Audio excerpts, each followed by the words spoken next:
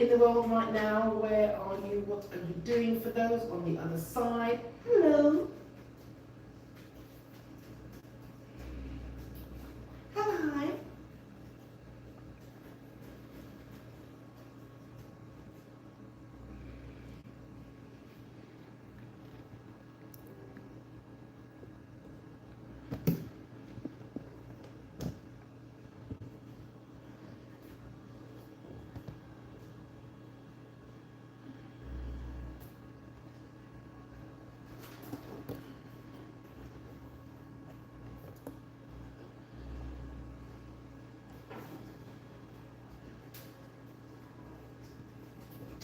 Give it, oh, you go. They're going to be doing that this weekend in Monaco. Oh my gosh. This is one of the most prestigious, I suppose, races of the calendar. Monaco, one of the oldest in concerns to, I suppose, just the nostalgia and just its history.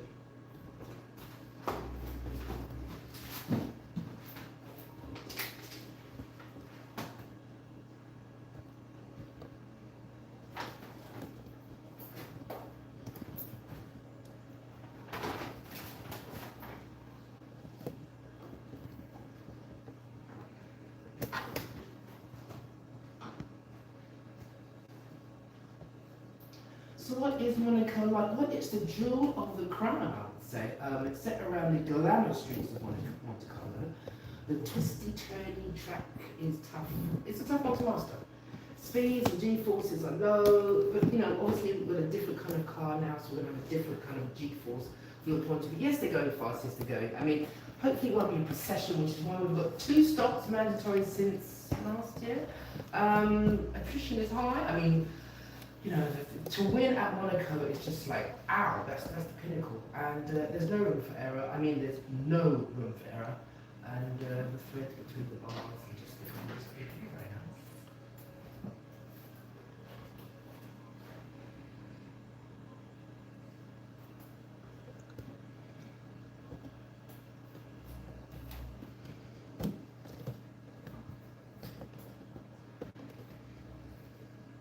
That's exactly what they're going to be doing. Given that all they got, we've got 3 practices. Friday there's 2, Saturday there's 1, and then we've got the qualifying and the race on Sunday.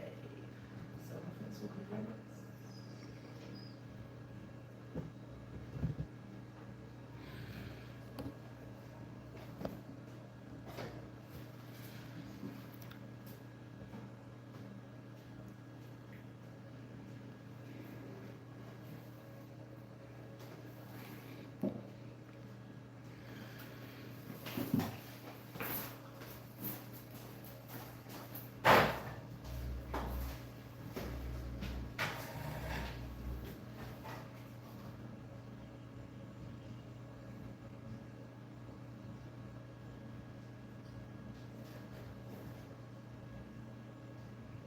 Typical.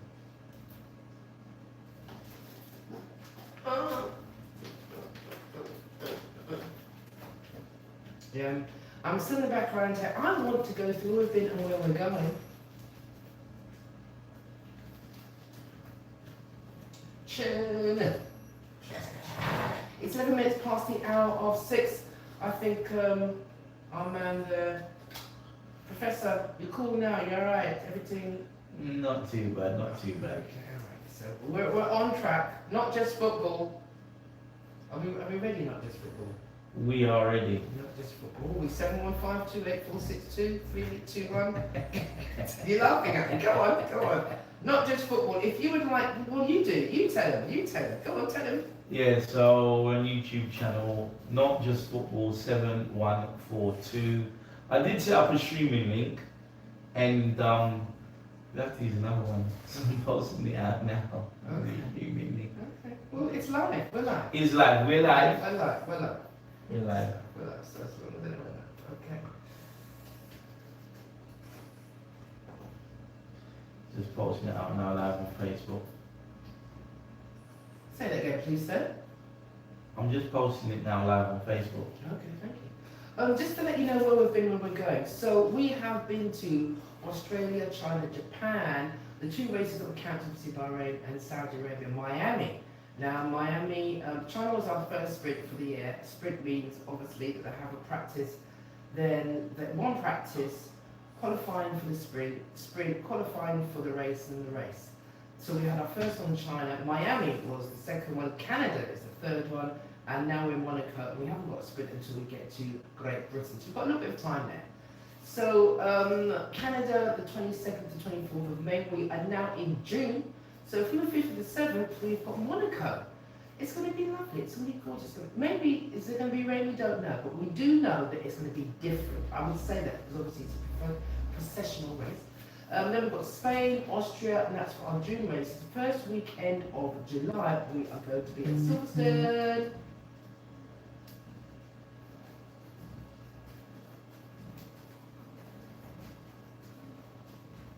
Then we come to Belgium, that's going to be, I always call it Frankfurt, actually, but it's Spa. Then we're at Hungary, Budapest for July, that's the 26th or 28th, I believe. Then for August, we've got that's going to be 1, 2, 3, 4, that's going to be our 5th sprint of the year, August. The Netherlands, Zandvoort, 21st to 23rd. Then we're straight to September, we've got quite a while before obviously we find ourselves back in, this is really is our Europe stint. So from now on, so to speak, Monaco, Spain, Austria, Great Britain, Belgium, Hungary, Netherlands, Italy, Spain, Azerbaijan, one of my favourites. Up until Azerbaijan, we're in Europe. So that's June to September. That's good. I think it keeps everything cool and dandy from that point of view. Then after Azerbaijan, which is the 25th to 27th of September, we're in Singapore, and that's our last sprint of the season.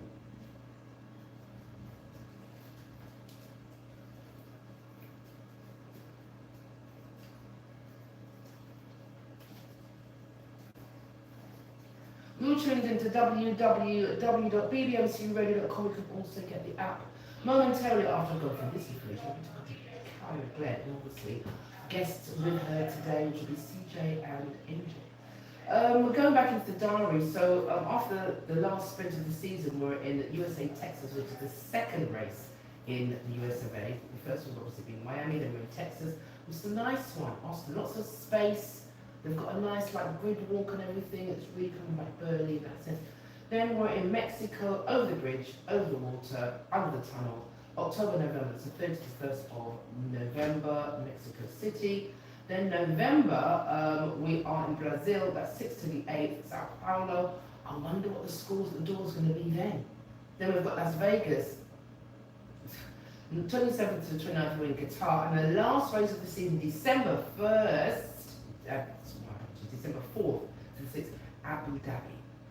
Who would it be? Would it be George? Would it be Kimi? Would it be Leclerc?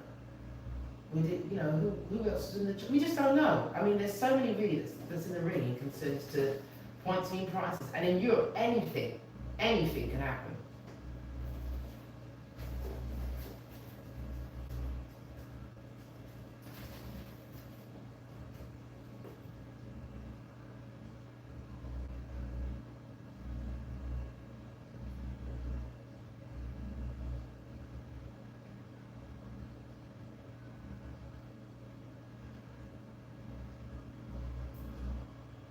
With all that said, what's most important is actually the scores at the door. So Anthony, Kimi Anthony is ahead. He has 131 points. Remember, he has won the past 4 races, and each race obviously has its points. And what is nice, because with the sprint races, that you also get your points too. So with the sprint, you get 8, 7, 6, 5, 4, 3, 2. I've said that, I've done it before. With the actual main race, the scores are 25, 18, 15, 12, 10, 8, 6, 4, 2, and 1. That's from 1st to 10th place. So he's been getting, 4 races, you got 100 points there. Obviously with everything else. So Kimi Antonelli is ahead with 131 points. We've got George Russell, he's behind. I'm not even going to say for 88 points, George Russell. Then we've got Leclerc, 75. Coming up behind him is Lewis Hamilton with 72, which means we've got obviously the Mercedes, then we have the Ferrari, and then Lando Norris, Oscar Piastri, which means we've got McLaren up there third in concerns the constructors. And they're defending, right? That's what they're doing, they're defending.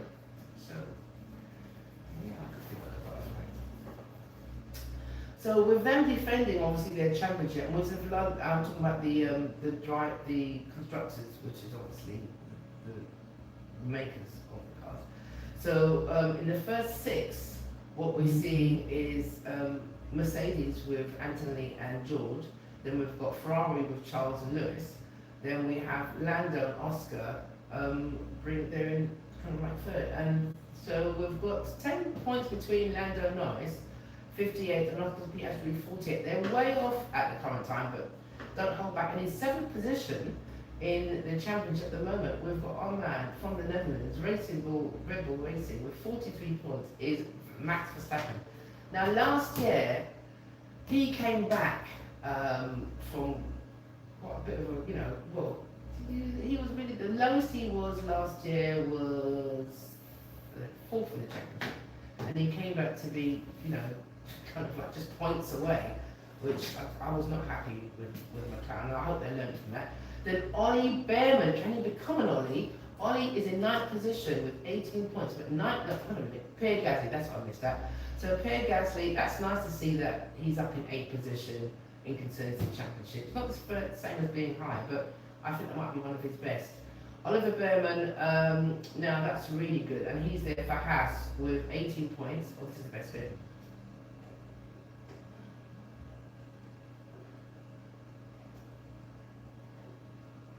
Then we've got Liam Lawson, Liam Lawson from New Zealand there, and he's got 16 points. That's the top 10, so to speak of. In 11th position is Franco Colapinto for Alpine with 15. So obviously that's quite away from 131 points, but nonetheless, points in prices need more change. Let's speak to our lovely Carol after this.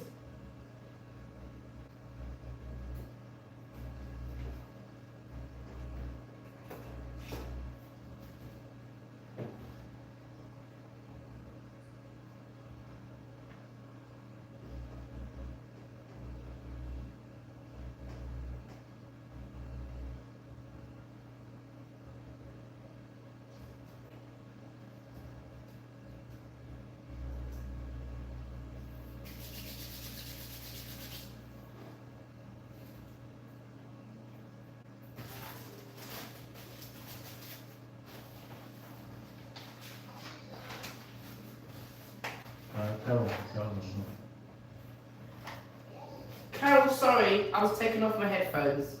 I'm making sure they've got enough battery power. There we go. Alrighty, this song is coming to an end in just about a minute, and then we'll be speaking to you all. Hello CJ, hello Angel. I'm well, thank you. I'm excited. We need to start getting our, well, we've kind of like got a five-way. We've got five-way. We've got you three there and us two here. I don't know if we're going to hear much from Professor at the moment, or this time around. We want to hear from him later on.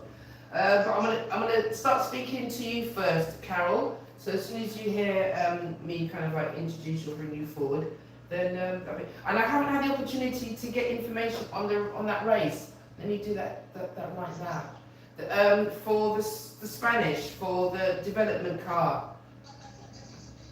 Okay, I haven't. We went to get a USB, got stuck in traffic.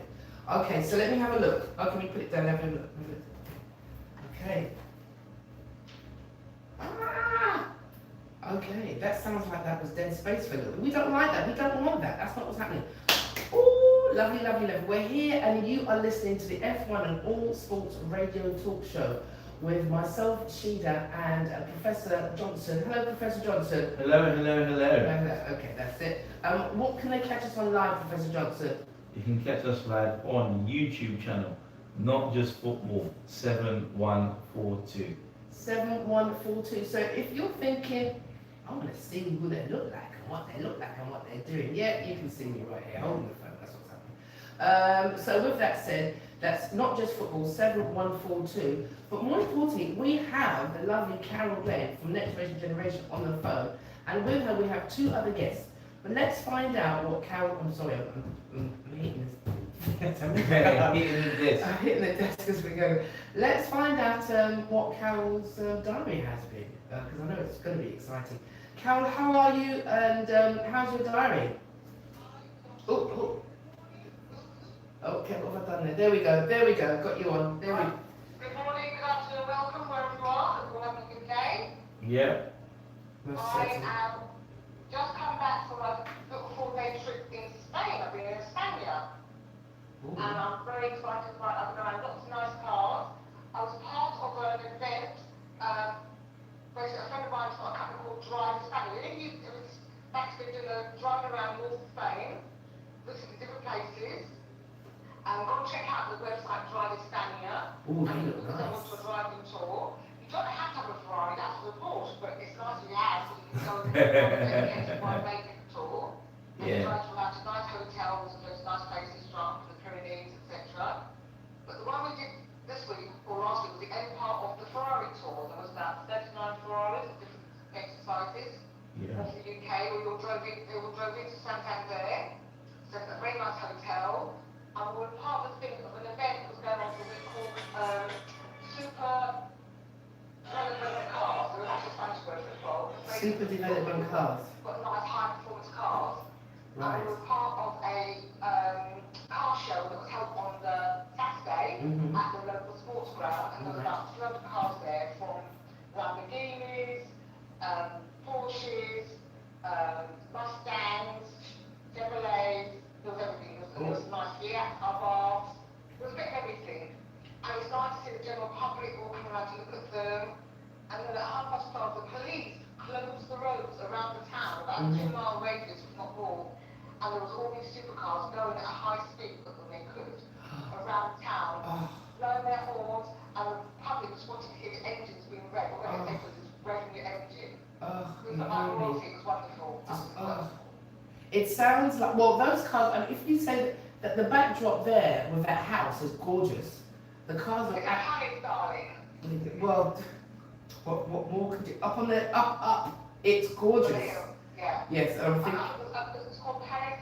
Oh, I can't remember the Paris now. But we went there in the evening for dinner, and again we walked when we drove in. There was all the cars on display, all the public out there getting pictures. They loved it. gorgeous. I mean, I know a Ferrari can only be, well, it can't be one colour, because obviously Ferraris are other colours. But to see many Ferraris, obviously the red, Yeah. and the fact that I've got to look into that, because obviously that red must be, I mean, it must be obviously, I'm gonna give we know when we come off, I'm gonna give you a story. okay. Yeah. Okay. Do I get a hint for the story now? Is it relevant? It's about cars. It's Okay. about driving mostly antique cars. Okay, well, okay. Don't tease me and say that kind of thing. Don't do that. Don't No, do I'm that gonna to do it. us. I'm gonna explain everything. There was many members, there was quite a lot of yellow ones, black ones, Right. different models. They look gorgeous. Models. There was some that were quite rare. Again, it was nice to see that these people that own these cars and are happy to have driven them Yes. 300 or 400 miles around, around the countryside of Spain. Yes. And to get them there, obviously, as you said, there were quite a few cars from London or from England that had come. Because, Yeah. you had to have the opportunity. And this is what I've learned and seen certain cars and thinking, oh, where do you go with those? What exhibitions, to enter the exhibitions and to really be around others who enjoy and would appreciate your vehicle. Like-minded people. So if you've got a Porsche or Ferrari, Mhm. CBR or whatever, Right. remember with other people, you've got similar cars to yourself, and you actually want to use them, Yes. not just keep them in a garage. Yes. That's it. I think that's right. So, and this, not the exhibition, but this event has been going on, you say, for about 20 years? More than that? It's the 19th one Right. this week, and then next year will be 20th. Okay. So, and I like the fact that, there's still the opportunity for people to still, well, not say get involved in cars, it isn't something that's ever died out. It's, it seems to be, even though with other things that's happening in the world, it concerns the price of this, and we still have the love for cars, that's what I'm really saying. We still have the love for the speed, we still have the love for the shape, and we still have the love for what these vehicles, form of transportation, that does for us, Yeah, So what I loved about it was there was a free event for the public, Mhm. and the public could go, there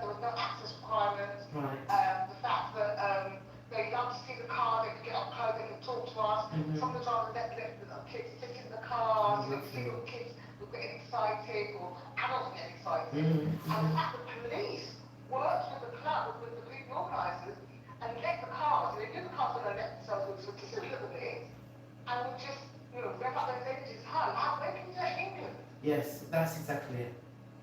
That's but you say that is that quite surprising that police don't work with certain events that we have, or we don't really have, do we have a street event like that in England? I don't know. Well, the thing is, a lot of the street events are what we call illegal. They're illegal Right. street events, so the police essentially are very anti, they're trying to stop it. Right, But in when it's England, an organised yes. street event, Right, that's when I think it works. right. And it's got to be organised. I mean, obviously, I know you get the London to Brighton, but even that's out of pace because obviously you just get those. Yeah, Yeah. yeah. And there's It no. was almost like because everyone was at the hotel, because people must have got to the windows, there was always an industry was staying at the hotel. Right. The next to hear the cars coming into the hotel, was people on the ground. There was always people around taking pictures of the 6, 70 cars, Right. like 20-odd cars together, all Mm. parked up together all the time. It was just lovely. I suppose the only other place you may see quite a numerous amount of Ferraris or otherwise cars like that, maybe Monaco, or Yeah, you know, that I can think of, which just Yeah. might be parked up. yeah. Well, if you look at someone like Salon Privé, which is at the Paris, you've got to buy tickets, but Yes. it's 50 quid, Yes.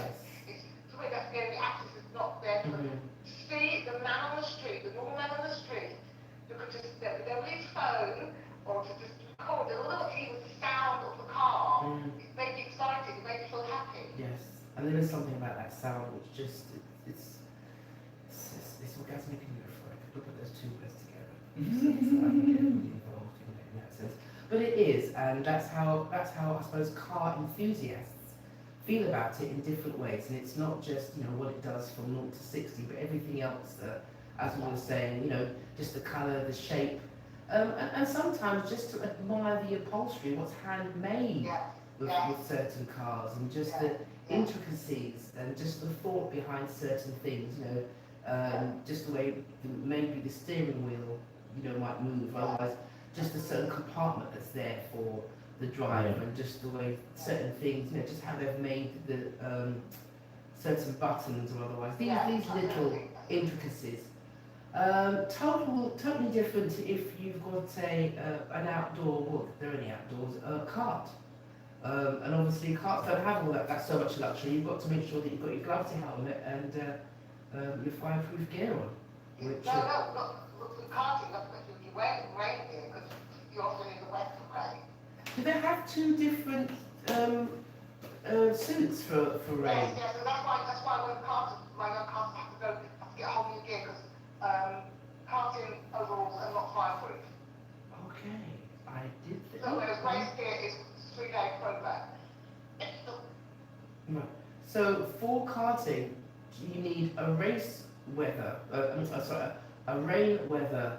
A lot of cars have got like a wet, it's almost like a rain, no, it's got like a rain bag, a rain Yes. protector overalls that can put over their overalls. Overalls. It's over the overalls. I think you can get protectors for your shoes as well, can't you? Okay. Yeah. But they're not FIA or MSA UK approved normally. Right. So that's why you have to get everything done for racing, has to be FIA approved. That's what I love about the F1 and All Sports Radio Talk Show, because you get the information and we talk about it, and you wouldn't know unless you were listening in, and I do hope you're listening in. Further, so with that said, that brings you to a segue. I know there's other parts of your diary, but I'm eager to speak to one of the two people that you have with you, which is CJ, who's with you today. I know you've had a meeting and obviously very busy. More importantly, CJ, are you there, my dear? Hello, I am here. Can you hear me? I can hear you very well. Thank you very much for taking the time to be with us on the F1 All Sports Radio Talk Show. And obviously, That's okay. I'm sure whatever the conversation has been had with Carol, that it's been enlightening. It has been very helpful as well, yeah. Okay, good. With that, you're a karter. I wouldn't say you're into karting. You are a karter. You are a racing I am a karter. karter, yeah. And how long have you been karting, even at the ripe old age of, is it 12 or 13? No, it's older than that. I'm 14, I'm almost 15. I like that. Almost 15. So, Almost 15. that's right. And these numbers do make a difference from the point of view of being the youngest, or otherwise one of the much more mature ones. So how long have you been karting, CJ? I've been karting consistently for about 1.5 years now. Are you enjoying it? I'm enjoying it very much. I'm in the Hamilton Cup now at my track, Rye House. Oh no, no. Well, you know we've got to find out about that. You're in the Hamilton Club at. So tell us, what is this exactly? So, Hamilton Cup is a step up, a big step up from the first cup you ever raced in, which is the Davy Cup. Mhm. And I say I did really well at the Davy Cup, so Where did they you pulled come? my mother up and they've jumped me straight to the Hamilton Cup. So you did very well in the previous cup. Yeah, exactly. And so, where did you come? What was your positioning, may I ask? I came third. Okay. So, irrespective of, let's say, where you came, they still decided, or was it was a choice, or was they said, okay, you are eligible for the Hamilton Cup? They did call and they said you are eligible for it. And Fantastic. yeah, they spotted me because of my fastest lap. Fantastic. Fantastic. And I do Congratulations. consistently get fastest lap. Oh, I like that. Congratulations. Thank you very much. CJ, also with the Hamilton Cup, is this something that's been sponsored, as I hear the name, by Sir Lewis Hamilton, or otherwise was it there beforehand? How did this cup come about? I suppose you may not know the story or the history behind it. I'm just asking, do you know that?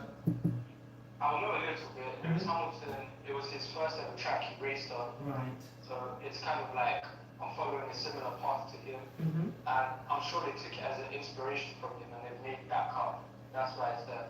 So it is Fantastic. an important cup with faster cars than the daily cup. And yeah, and older kids as well. It ranges from kids between 15 to 17. And of course, me being 14 is slightly more challenging, but I'm performing really well. I've got the fastest lap of the year at the moment. Congratulations. Yeah. And what are those intricate challenges that you're going through? Because obviously a challenge is something that you can go through. I'd say, obviously we don't want anyone to know what your challenges are from the point of view. But in recognising them, I'm hearing someone who is obviously, okay, this is where I'm at, this is what I've got. You're one of the youngest, possibly within the Hamilton Cup.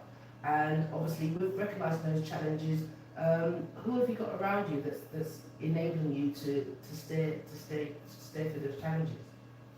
Well, of course, it's my parents, but specifically my dad when it comes to my races, because whenever I race, my hardest challenge I face is keeping my driving clean, which is really difficult in karting when everyone's bundled up at the start on race launches and getting advantage by contacts and stuff like that.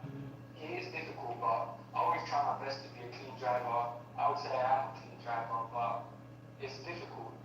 That's one of the things they do say about Hamilton being a clean driver. He does have that reputation, which is a nice reputation to have when you think of from where you are now and obviously from the Hamilton Cup. How many races are in the Hamilton Cup? There's 12, there's one per month, and it finishes in December. I've got a race tomorrow. We wish you all the best. Tomorrow being Wednesday. Okay, there you go. Pardon? I was just reflecting, tomorrow's Wednesday. Yeah. Yeah. So that's 12 races in the year. So we have the opportunity to keep, when I say keep an eye, we'll be finding out and asking what's happening with you and obviously getting page information, if that's allowed. With the younger karters, I'm asking this because I do not know, what's the security like and the safety concerns to, I know karting's become a much bigger thing over the past, maybe 10 years. We've got 5 British drivers on the F1 grid at the moment, and most of them have come through obviously karting.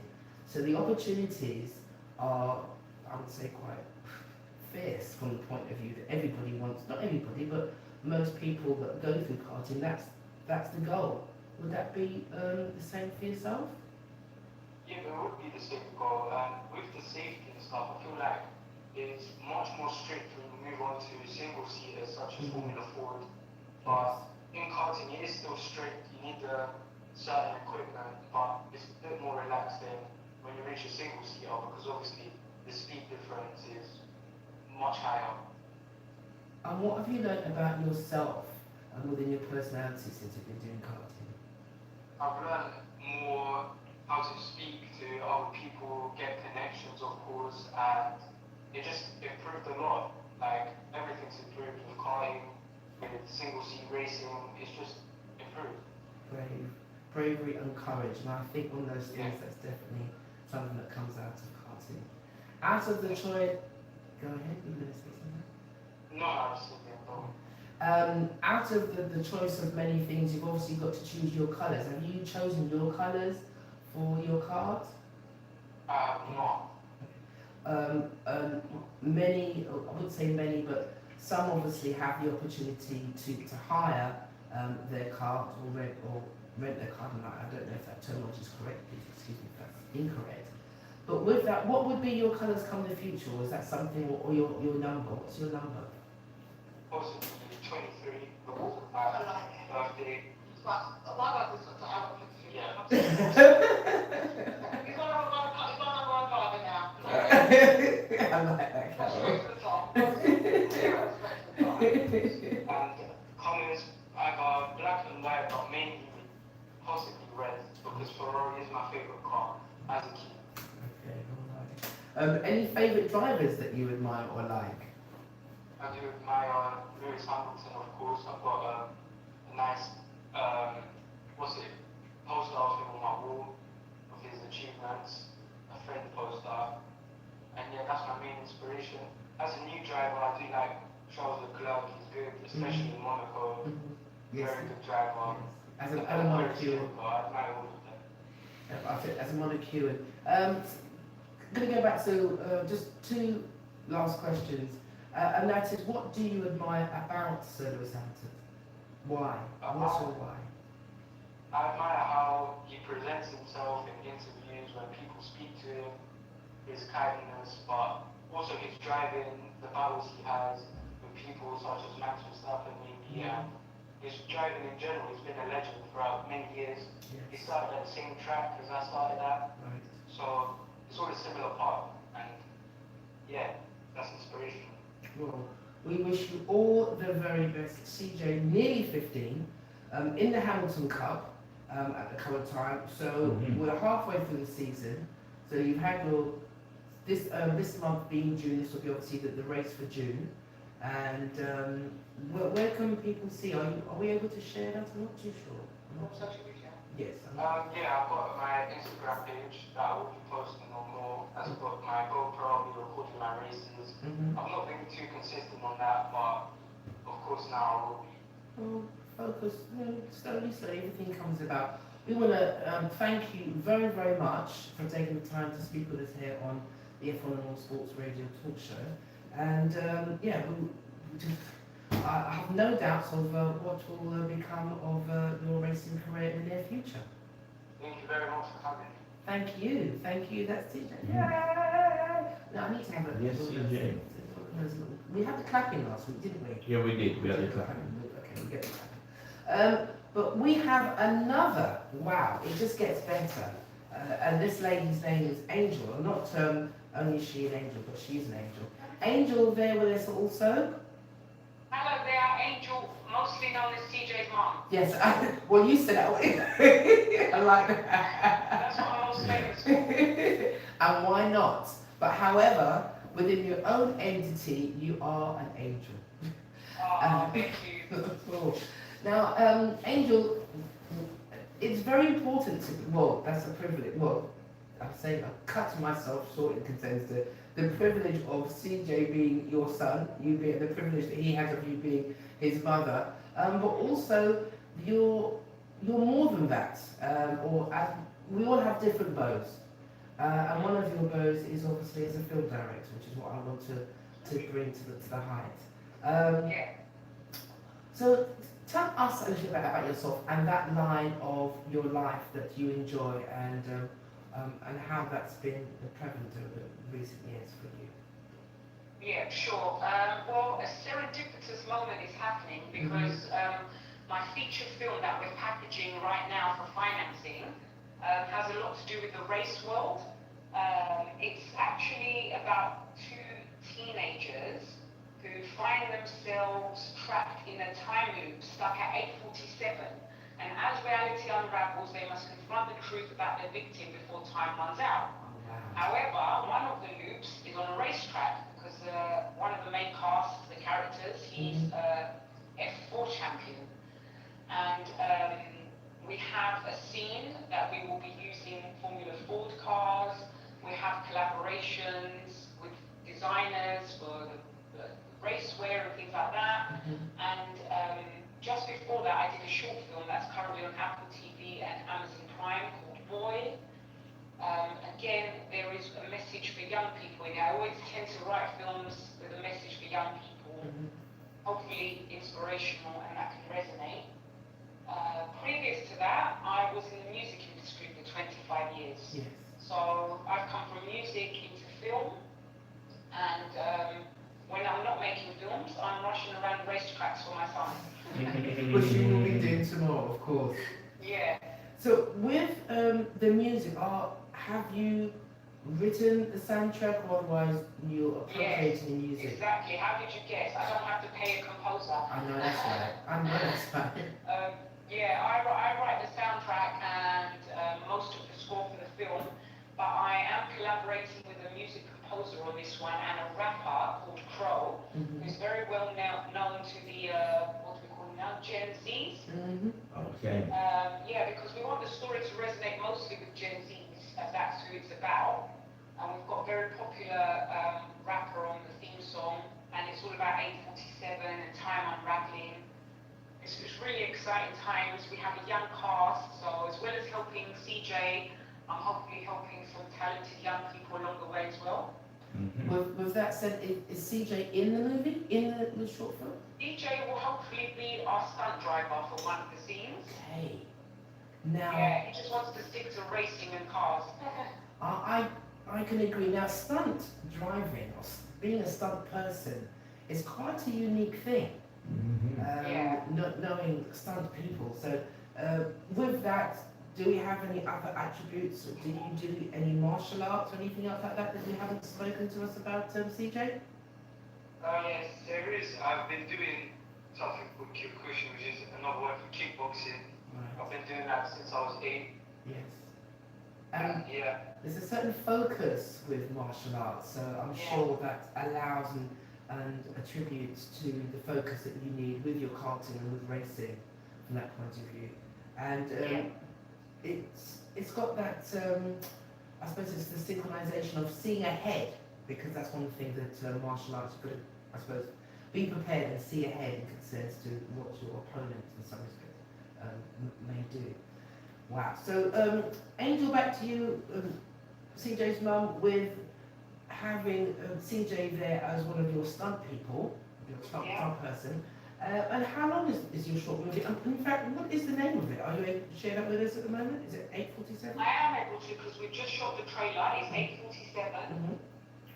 We pitched at Cannes Film Festival, so we're following up our meetings. That's Wow. right. So, can you just come back? Because I know can't Yeah. that's right. Just came back. Because obviously, then it's off to Monaco. So let me do a quick shout out to Michelle, who's on her way to the Monaco after Cannes. So yeah, there we go. Or otherwise she's Yeah. on the train. Right there. Yes, as we were saying, so obviously pitched at Cannes. Pitching time now. Yes. So the next is going to be the Austin Film Festival, and that kind of coincides with the Formula One at the same time in October, actually. Right, Texas. Coincidentally, so I think I'm going to have a good time when I'm there. All right then. Don't be surprised if your bag is. I'm not saying it's going to be heavier, but someone like Carol Glenn just may be in it. No. You said Austin, we both went, ooh. Yeah, I'm going to persuade her. Definitely, that would be great. That would be lovely. I do hope so. Because when she was And there. you know, you touched upon Lewis Hamilton with Yes, CJ. yes. I just wanted to add that what I find inspirational about his past is that he was, I think, one of the most humble beginnings, not as, say, rich as some of the other drivers, because obviously when it comes to Formula 4, 3, 2, 1, it costs a lot of money, Yes. and a lot of the kids, they had rich families. Lewis Hamilton was more working to middle class, from what I know of his family. And, you know, we come from diversity. we come from humble beginnings, we work, we try our best, and it's, you know, we need to let talent shine through at the end of the day, not just, you know, people have the big bucks. So hopefully things even out very soon.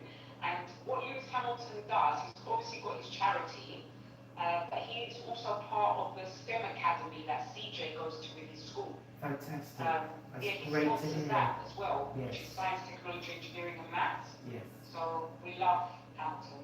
I think when all these things have come into play, and this just really shows how a pioneer, someone who's, you can see the fruits of what he's actually invested in individuals. I'm really pleased to hear that. So congratulations as a family, as a unit, even though 90% of, I'll go 98% of those on the grid have come through, would it be the luxury of not having to, you know, money may not be the option, otherwise the worry or the concern. Yeah. And the skill, and with that skill obviously have come the opportunities and have come those doors. And like Lewis have always said, you know, you show your worth on the track in such an environment, which there are many environments with melanated are, we're not hidden, we're just not necessarily seen.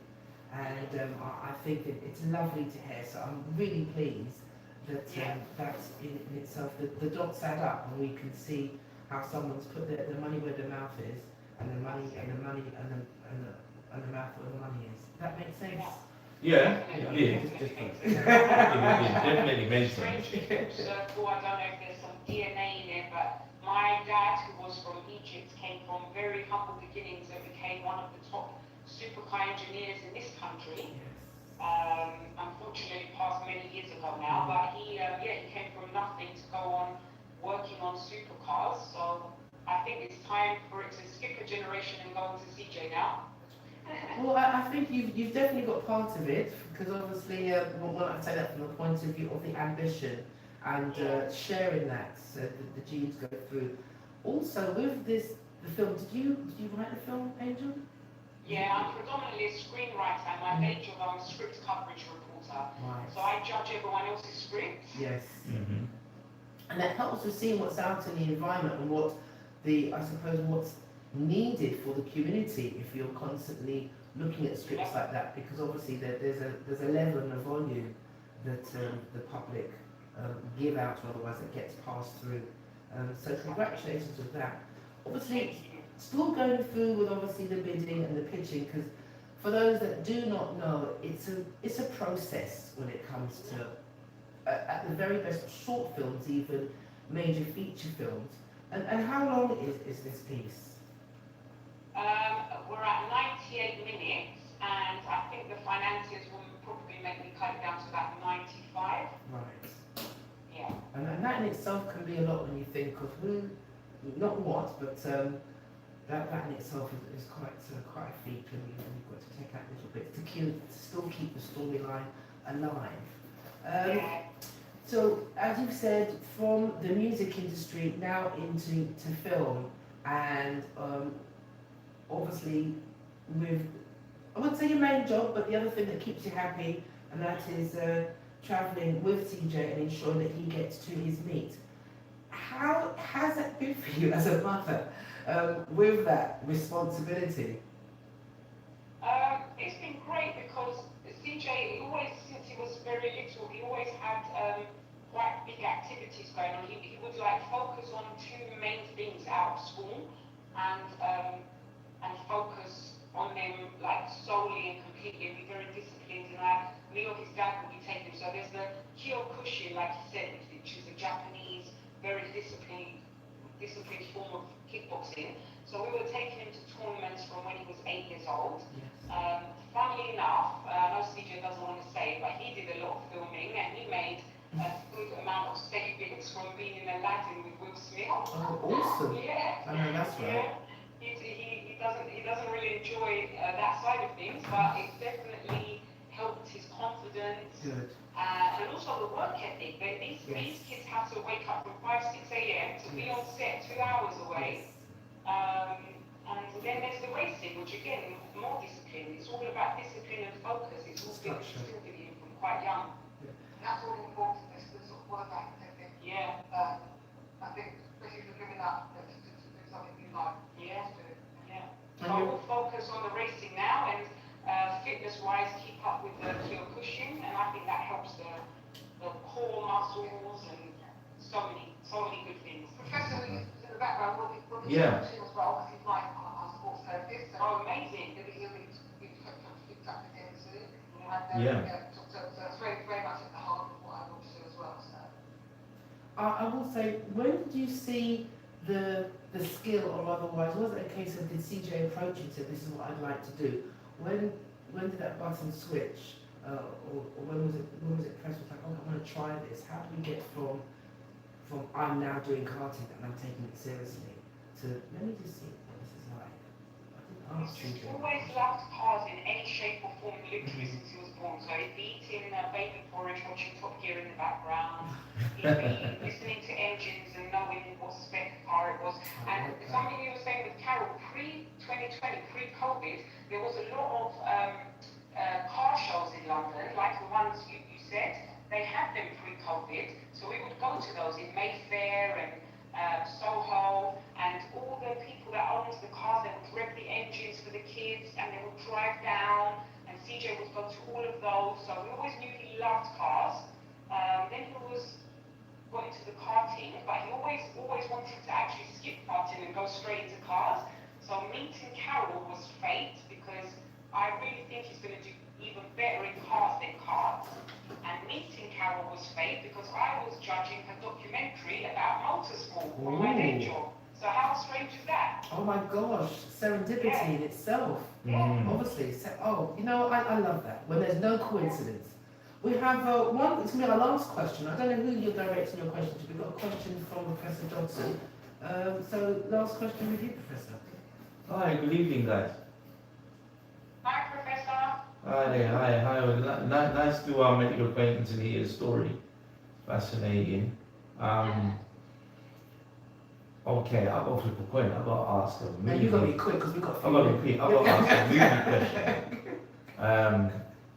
I just want to ask a question in terms of your filming. How did you get into it? Sorry, Professor, you were quite faint. Did you say, Oh, how did you okay. get into the filming? Yeah, How do you get into filming? That's the question directed to Angel.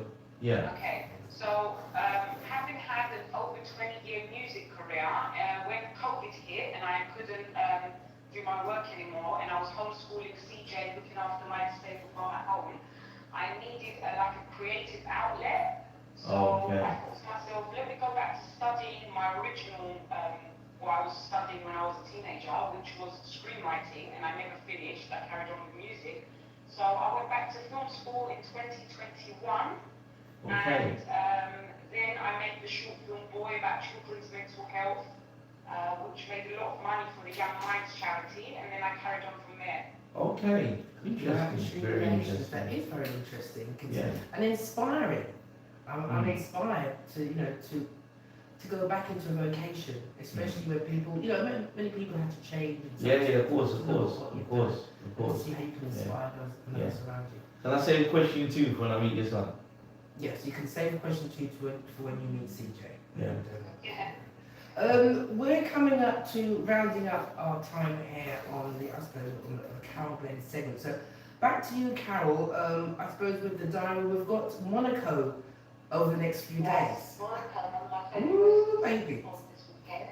Yeah. So again, I think it was great to have a better analysis after it, but Yes. after that, explosions, Canada, Grand Prix, we can expect everything. But remember, this is the home circuit for Daxo, Charles Leclerc, Yes. a lot of them, they all live in Monaco. Yes, This they is do. the Grand Prix today.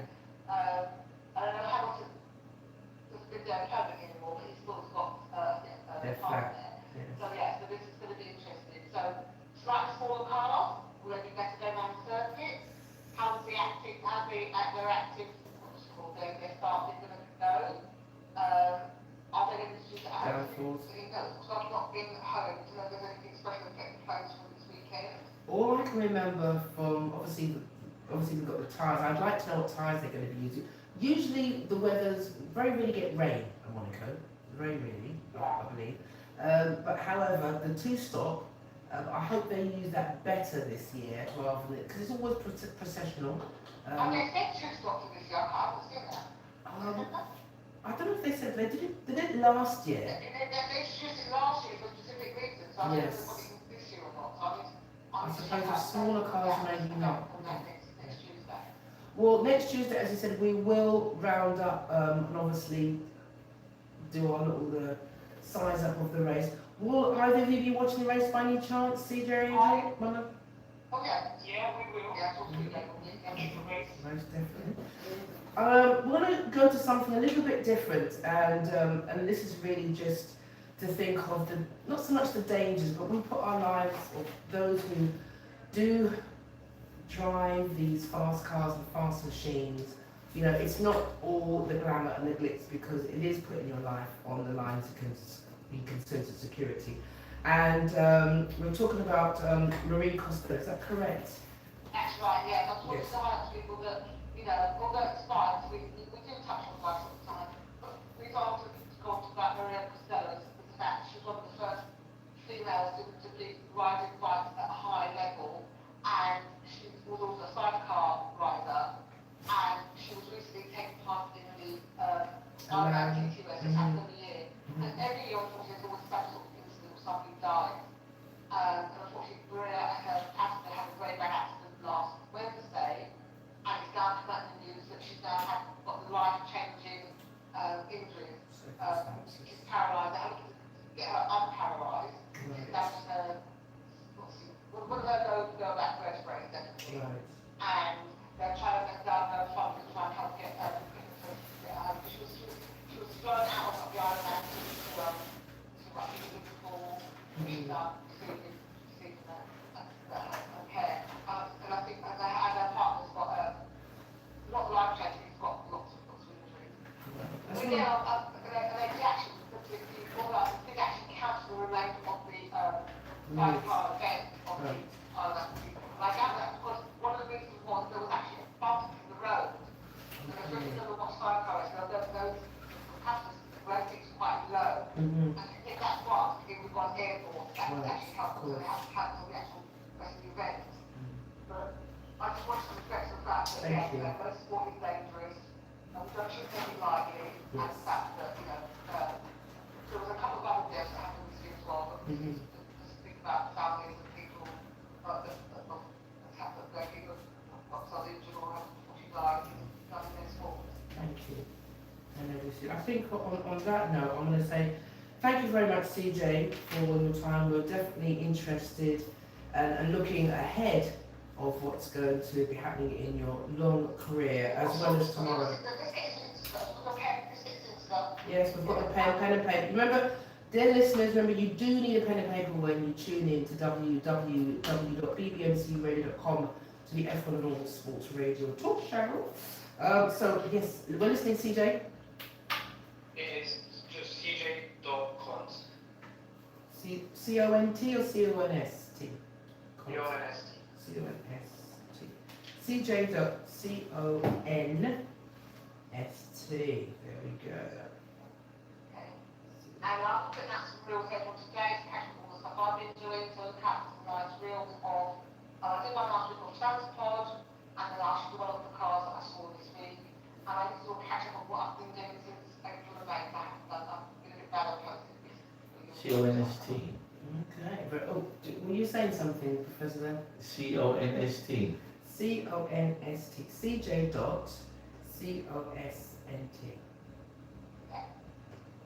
Is that right? C-O-N-S-T or C-O-S-N-T? C-O-N-S-T. C-O-N-S-T. There we go. Yeah, that's right. There we go, lovely. And obviously we're going to be looking out for the film, 847, and by CJ's mum. I know it's more than that, but by CJ's mum. And thank you, and well, we'll find out, and we'll be speaking to you again when you go to Austin. Yeah, thank you. Thank you for having us. Thank you very much. Have a lovely and an awesome day. I think the sun's coming out. That's nice to Yeah. hear. The weather is bipolar. It is. It is very much so. Thank Have a you. good day, be kind, and I'll see you all next week. Thank you very much. Oh, Alright, lovely. thank you. Thank you. All right, Thank you. Bye.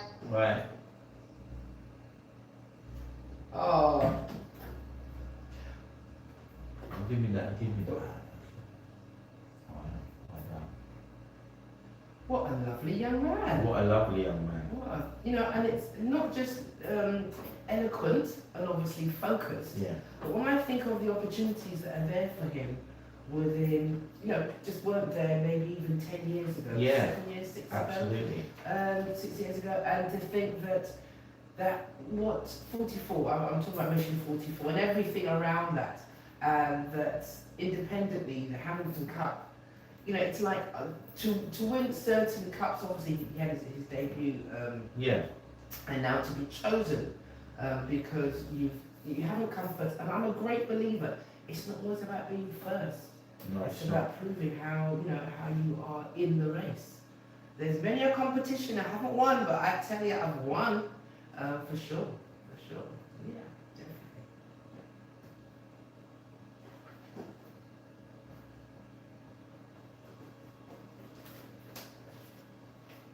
Let's lose control.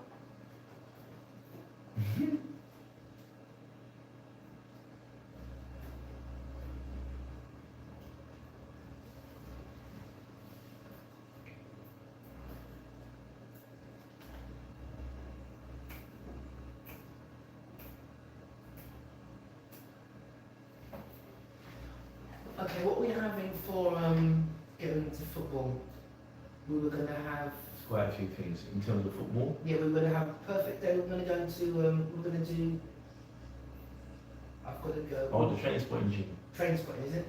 Yeah. Okay, train spotting. Right. Speed up, right. Okay, I might have to do a little bit of jazz in the middle. Mm-hmm.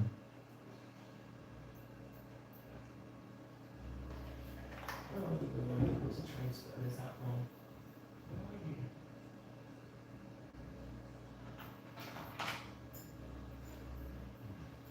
There it is.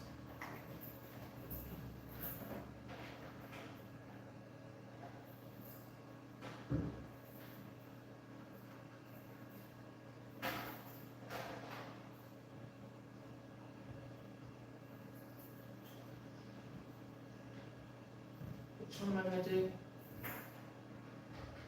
I've done perfect day, so we're going to do blue day or automatic, lust for life. Anyone? Okay, I'll do. No, I can't hear me, can they? Okay. They can hear me in YouTube land. Transporting, temptation. Which one should I do? Lust for life, deep blue day, night clubbing, Iggy Pop. Iggy, no, not Iggy Pop. Okay, Blur, Sting, Lou Reed, you've done that. Pulp. I'll play one of the Oasis, Julian. Is there Oasis one there? Oasis, anything they'll know that I'm a big Man City fan. Have a lot of time for that. No. Okay, I can look well, for it. we're here. So with that said, I'm going to play a little bit of this while we go on. Now, we're going into the football segment. We're speaking to the lovely Tunde who talks football. Yeah. So tell me, what have you been doing over the past few days that is... Over the past few days. No, I don't know. No, I do know. I don't want to know what I don't know. I don't want to know what I shouldn't know. There we go. Okay. Well, not untoward about getting on the train and going to Wembley. I went to watch Man City ladies versus Brighton ladies in the final of the FA Cup. And how was that?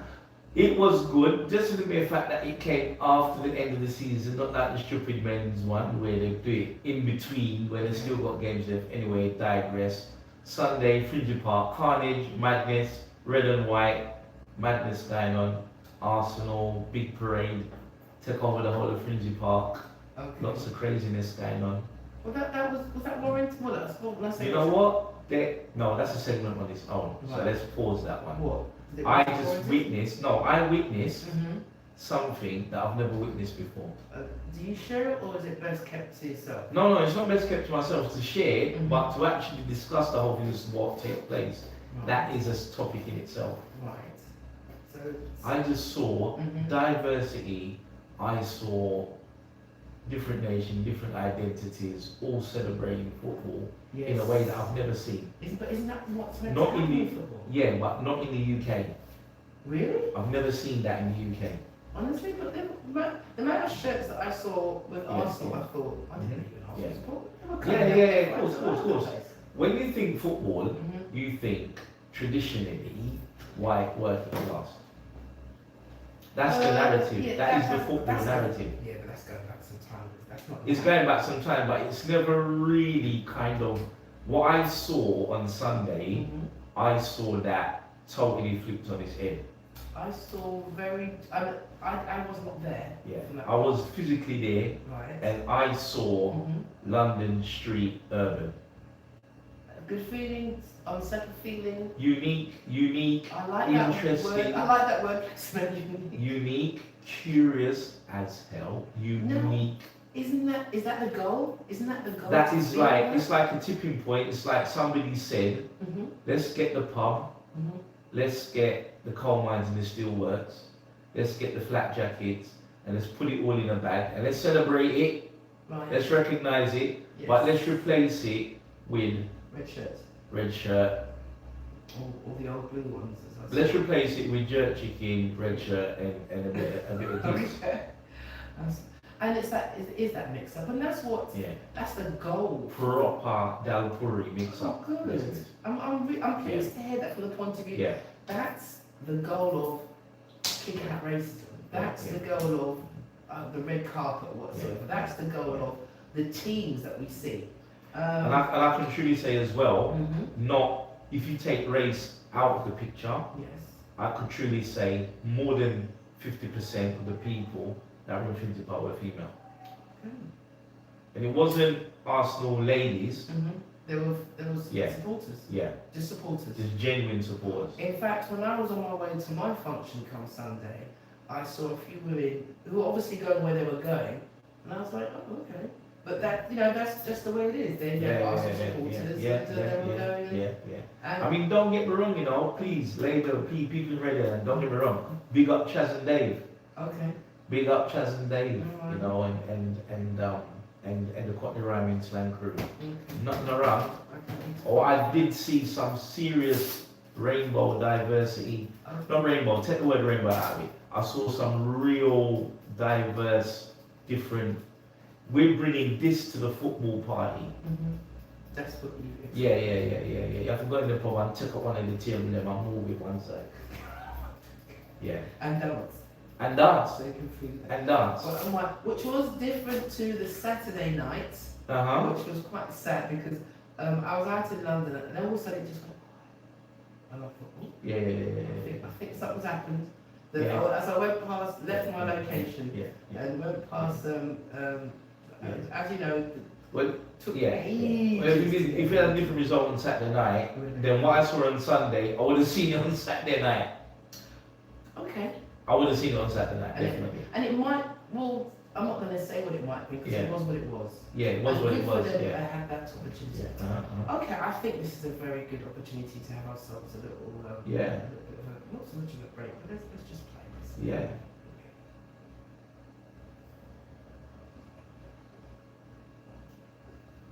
Do you want to go breakdown of the game? I could do a little breakdown of the game, very quick one. That's Unless you want to- back in anger. You don't even make it like that game. Did you want to break down of the game? Of which game? Is that Arsenal game? I did Or kind you of. want to save it for today? Well, it's 2 days, kind of. It's 13. Yeah, so the two of you, if anything, yeah. So I don't Leave it It's to 12 her, yeah. past, so no. Yeah. And you know she's ready. Yeah. You know she's. I'll be very interested to see when people go to watch Arsenal. So if coming. anything, I'll Wow. give you. Yeah, man. Red and white business, man. This is something different. Yeah, where is she? She's on this one. A different vibration. Oh yeah, this is on Tuesday. Oh man, there's a little clip. There's a little. Oh, you got to find it. If I find it, I'll send it to you. There's a little clip with Capleton doing a little thing with Arsenal. Capleton, pure fire. I'll give it to you. Shall I give the phone to you? Or so then you can chat? Yeah. Gosh, she's there, come on.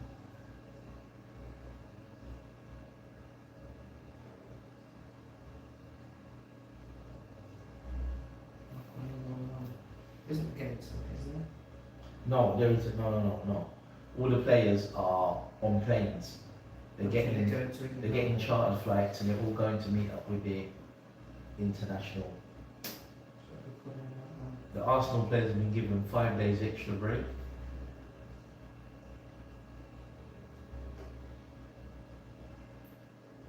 Okay. So if I don't get hold of her, then we will talk until she calls me. Something's obviously happened because I spoke to her.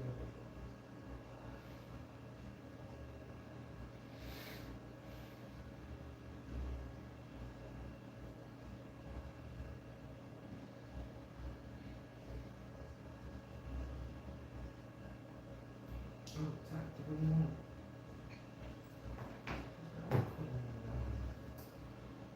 Yeah.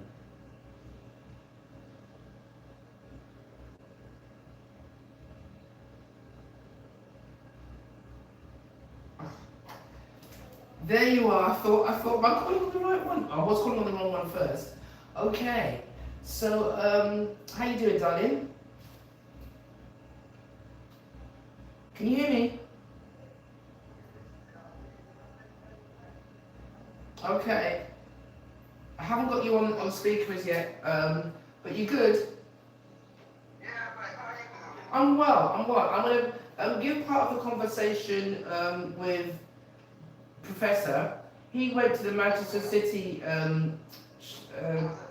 He's at Wembley, so he went to that yesterday, on Sunday, sorry. And I suppose, yeah, and obviously, And So the I'll bring you in. Where are you going to first? It's a rewind to like last weekend and Arnie Slot losing his job, mate. Okay, alright then, okay. We'll go with, okay. Change. I'm going to keep us reeled and going, so we've got about half an hour, and then I'll let Professor's going to know when I start waving at him that we've got maybe 2 minutes left. Okay, alright then? Alright. So we go, okay. It's 1:15 now, okay.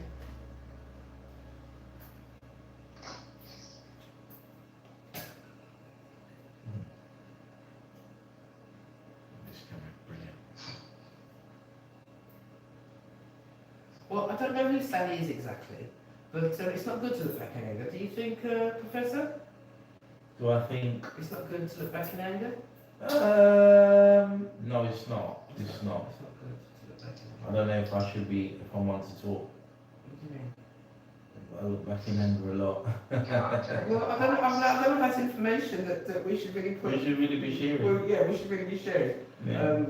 But however, I mean, reflective and Reflective, contextualized thinking. yes, and also as opposed to a looking back. fan, Yeah. we look back at results and we look back and we reflect obviously on results or other situations, and that's what brings because obviously some Mhm. teams or whatever. Football fans look back in anger and look reflectively within the context of their own expectations, Okay, I like that one. as That helps. opposed to reality. Okay, all right. So let's find out what the reality is in concerns Let's to find out. what's happening with Tunde. Tunde talks football. What's happening, Tunde? Greetings, Sheila, you sound far away, but I know we're not too far. People, listen. Even though no one's kicking me right about now yet, the football stories never stop. As I was sitting down into my chair the other day, I put on the radio and I hear Arnie Slot has been sacked by Liverpool. But there you go, you know what I mean? The managerial merry-go-round never stops. Even Yeah. though he's been there 2 seasons, but it seems like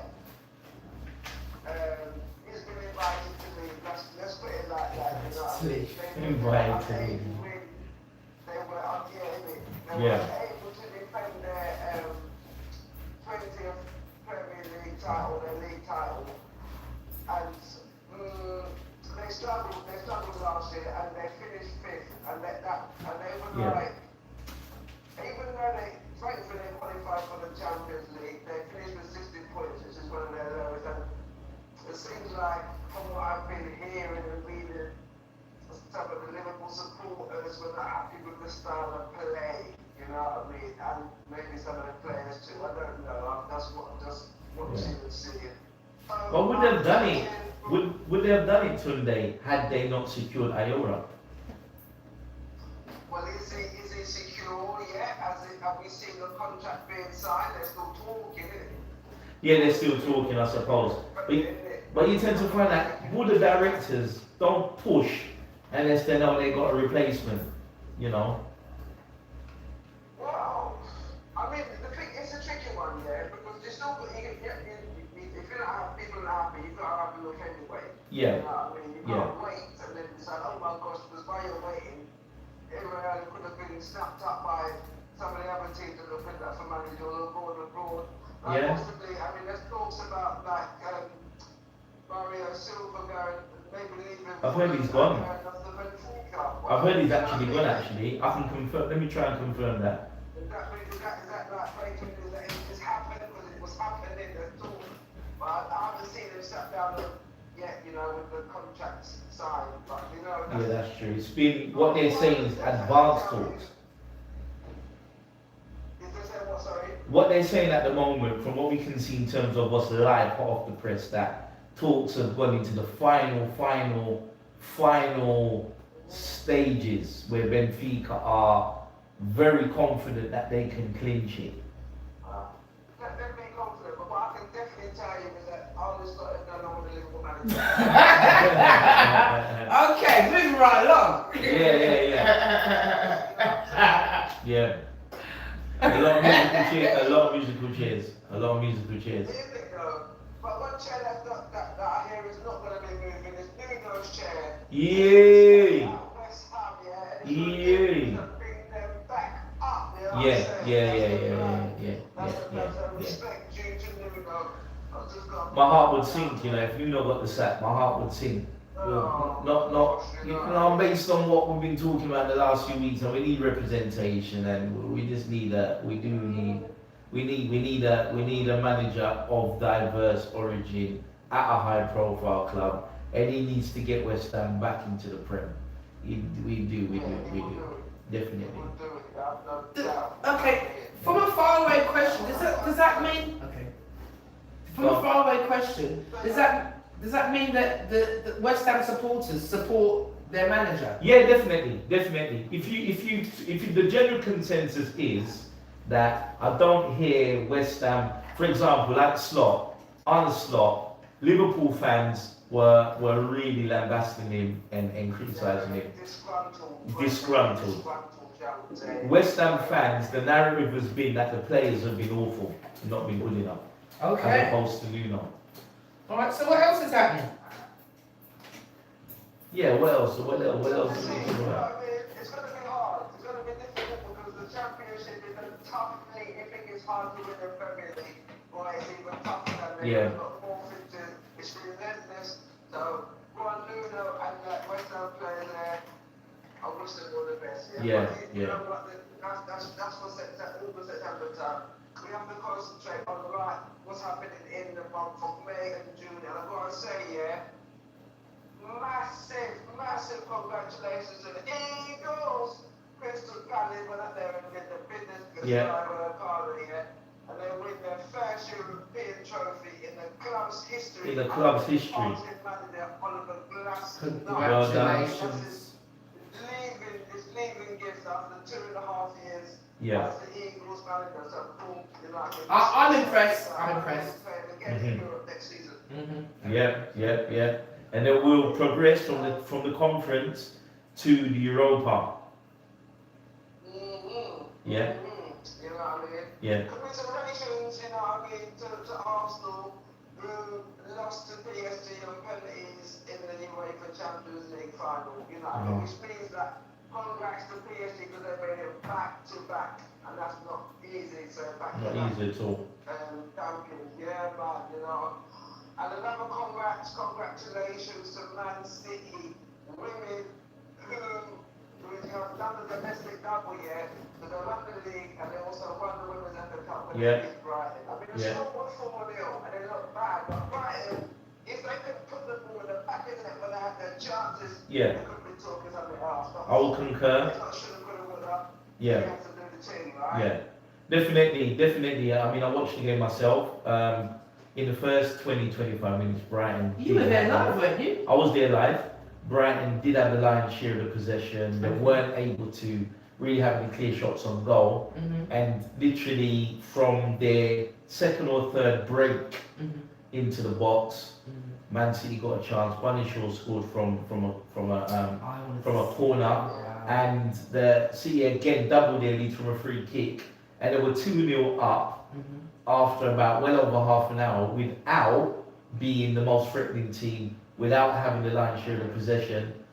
And Brighton did threaten the City goal a lot more Mm-hmm. than, but again, the 4-0 doesn't reflect the balance of playing the game, not at all, not at Well, all. that's why we love football, isn't it? It's a funny old game. Yeah. You know, so, and that was Brighton's first time in London Yeah, and made the final, so Yeah. they will come again. So They will Brighton, definitely, Brighton, yeah. reservations, but yeah. Yeah. I mean, listen, Bobby Shaw don't play, mate. If No, she don't. It's going to be in the back of the net. He cannot leave. And it was a great header because she got up and patted there above the goalkeeper. I Yeah, saw she that. I did. was like, oh my day, you know what I mean? So yeah. It was a world class performance, definitely. Yeah, yeah. People giving up.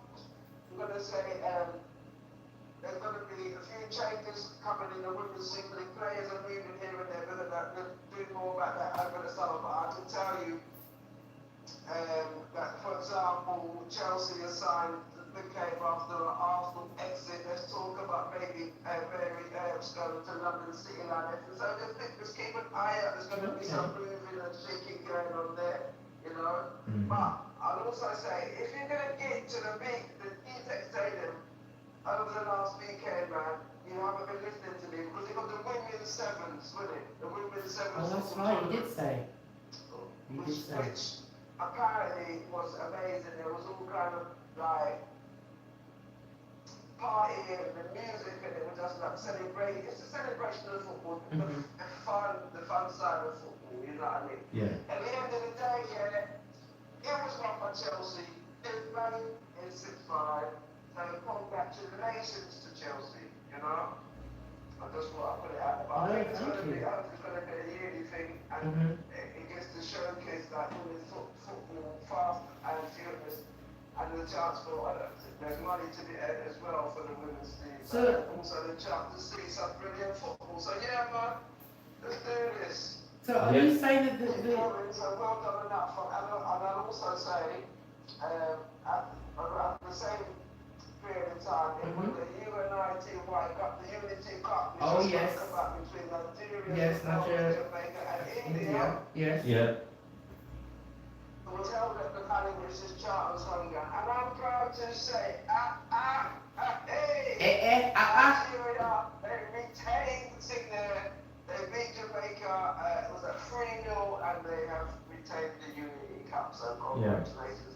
And you know what, it's all good preparation for future games, and those will go into the World Cup. There's games happening and people are being prepared. I'm mentioning that because oh my gosh, in this kind of 15 minutes, there's an international, like, I don't like the word is friendly, but there's an international football match happening at the Cardiff City Stadium, and it's Wales against Ghana. That's why I mentioned the Blacks, I look like they're playing at 7:45 tonight. So just, tune in. Yeah, find tune in. somewhere. Wales against Ghana. Yes. Nice one. Yeah. It's it will be Wales, what Ghana would have done, the Ghana FA would have said, we're going to play England because they're in the same group as England. Right. So I think by playing Wales, to familiarise themselves with kind of the English style of football a little bit. So they try to pick opponents to match who they're going to play in the group stage. That's right, man. Hey, it's yeah. We can't hear you as clearly. The World Cup qualifiers are coming up and they're playing this week. Is it this weekend or on the 5th of June? No. What's that? There's a lot of warm-up games. Senegal lost 3-2 to the USA. Oh, yeah, it took me. Yeah. Do you say there's a lot of warm-up games? It's warming up, isn't it? Yeah. It's warming up, you know. You need to, when it's the real thing, you need to make sure that you're ready. So hopefully, Yeah. things that be played. Because you learn. That's the 10 people. Yeah. You learn, so hopefully they learn it. Yeah. But yeah, so get people, make sure it's in a couple of days in case you don't know. So the Lionesses on the 5th of June, 8 p.m. kickoff, they're playing Spain. And remember, Spain is something that they got, were eating a lot, and then at the field, to the stadium, to the Emirates home ground, England will then play Ukraine on the 9th of June. Alright, that's the Lionesses preparing, it's the World Cup qualifiers for the Women's World Cup next year. So yeah, man, like I said, the ball being kicked out of the season maybe never bites never over. Yeah. You know what, bro? Hey, this is the thing. This is the thing. They mean it to be like that, but for one person here, I have to pick up this player because he's been playing for 24 years in the Premier League. He's 40 years old.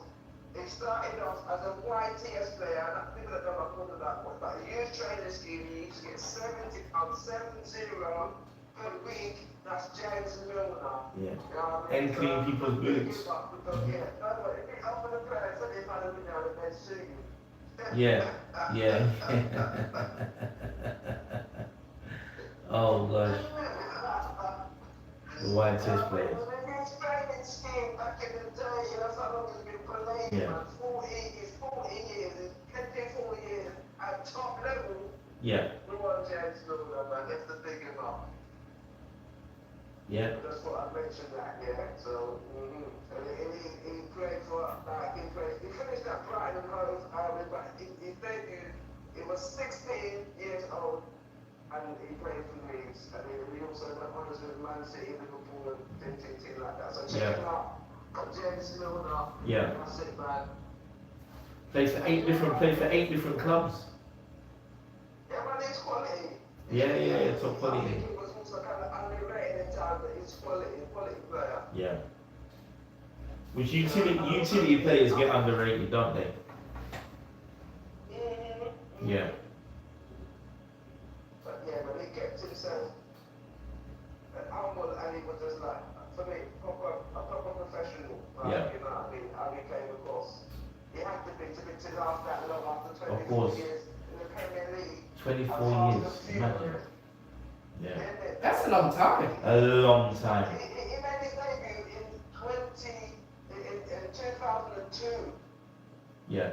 Now we're in 2026, people, and that is like, I think it was left as well that he didn't have too many injuries, but he did have some injuries. He missed some playing, so he could have played more because he got the most Premier League appearances with 658 Premier League appearances, and but for injuries he could have got enough more, and that's enough already. That's a good day job. You know what I mean? Yeah, that's a good day job. So him being a Brighton, I think also helps. Yeah. Brighton get into the European, because they're going to be in the Europa Conference League. And I'll tell you what, next season, the Premier League will have 9 teams in Europe, so the fixtures are going to be all over the place. 9. Now, Have you heard that, people? You've got Arsenal, let me tell you, Arsenal, Man City, Man United, Aston Villa, Liverpool are going to be playing in the Champions League. Imagine. Right? Bournemouth, Sunderland, and Crystal Palace are going to be playing in the Europa League, and Brighton are going to be playing in the Europa Conference League. So congratulations and good luck to all of them, and to all the supporters who support their teams. Sort out your passport, sort out your sleep clock, because it's going to be messed up, but it's going to be fun. Enjoy the European tours, people. You know what I'm saying? Does that mean, I know you can, does that mean, and repeat this one, does that mean that there's a chance that some of these teams will be playing each other?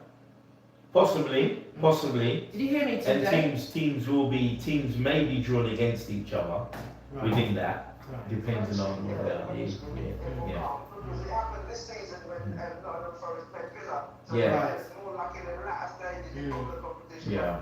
Normally, when it starts, they try to keep the team from the same countries apart. And in the initial stages of competition, but it doesn't always work out like that. Yeah, yeah.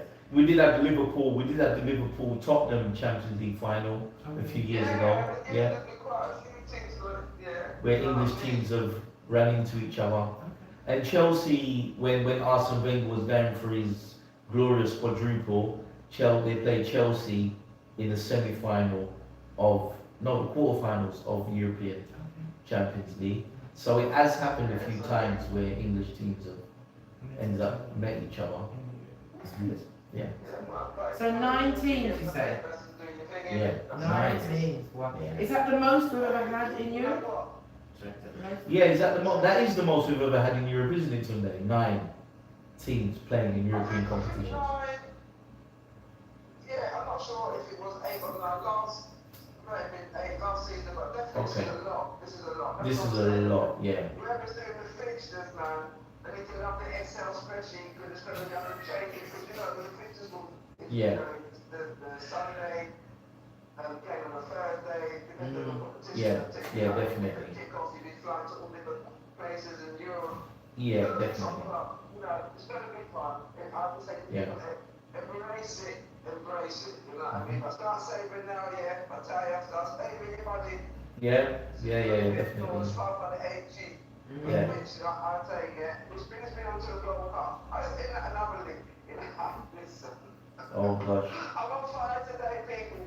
But you know, I'm not even going to talk about the money of the World Cup because I don't want to depress people. But I'm going to just say, the powers that be, let's call them that, or the powers that think they be, Yeah. have come up with these new rule changes, essential new rules that are going to be introduced in time for the World Cup. I mean, like, I don't know if there's been any practice or what kind of communications, because the rules are already in place already. Some of the people don't really fully understand them. Now they're going to introduce more. And that's what I thought that. The people need to get on their toes, yeah? Yeah. I'm ready. But one of the rules, that's what happened the other day on Sunday, in Japan were playing Iceland. And Iceland had a player of injured. And, Iceland player was being substituted and they didn't leave the pitch fast enough.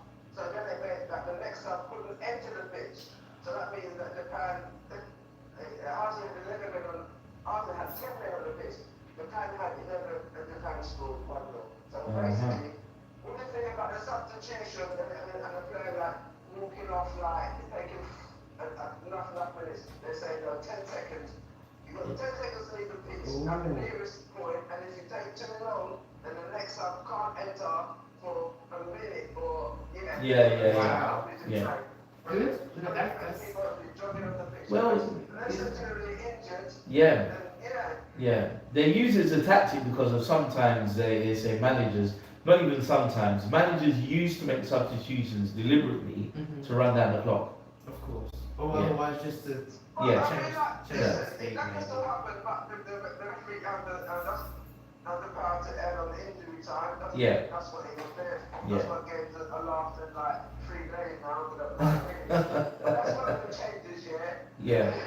That's one of the changes. People are ready because there's going to be like hydration breaks, which I think is a good thing, but it's going to be a bit down out there. So that's a good thing. Yeah. Right? But you have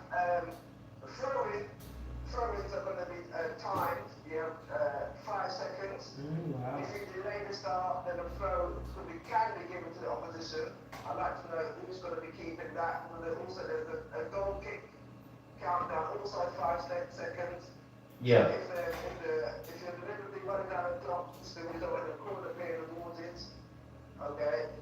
And the one that standard now is like, if you kick on a pitch, then you can't play for 60 seconds. There's a few exceptions, for example, if there's a goalkeeper that's injured, but he needs to be properly injured and not like he's missing, and the minutes while some of his rules are coming in.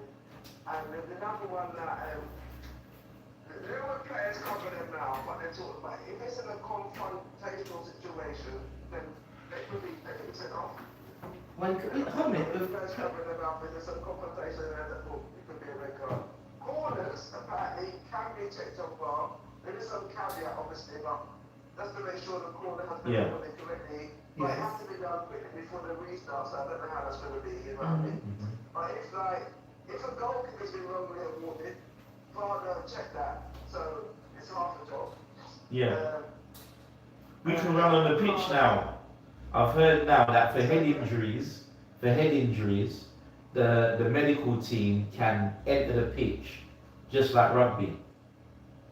Just run on the pitch. Okay, Just, so Yeah. I'm thinking if it's in, but we have to see, you know, it doesn't mean that we need to be seeing blood before they can come up, because it's got all injuries, you'll see blood, and not all head injuries seem to be genuine. Yeah, Some of yeah, them, yeah. That's the problem, you know what I mean, but we can't have to do that blood, because someone's going to end up paying for that. Yeah, it's the scenario where the referee is not in a position to medically check something of that nature. That for them to ascertain whether or not it's a genuine or the player's faking with a refereeing badge and limited medical knowledge, you're taking a gamble. right. Yeah. Plus, all the other, listen, the referee to me is kind of like on the pitch like Inspector Clouseau, because there's going to be counting so much stuff on the right. They'll send anything, counting this minute, this Yeah. He's gonna have It's to. like, boy, it's a lot, but good luck, yeah, we'll see. It's gonna make things even more interesting. Oh yeah. I must yeah. say that I was quite surprised. I don't know if you can hear me. You might have to repeat for me here, Professor. I saw a grid for the World Cup, and I've been looking for one. I was actually in a pub, and I saw a World Cup, I suppose grid. Was it a club? Yeah, the World Cup grid with all the teams And I've been looking for them, and Apparently, if you can print it, you can print it off. You can print it off. yeah, because I saw it for London. I know. Yeah, but it's going to be massive because of the amount of teams. Yeah, 48 teams. Yeah. 283 pieces of sheets of paper.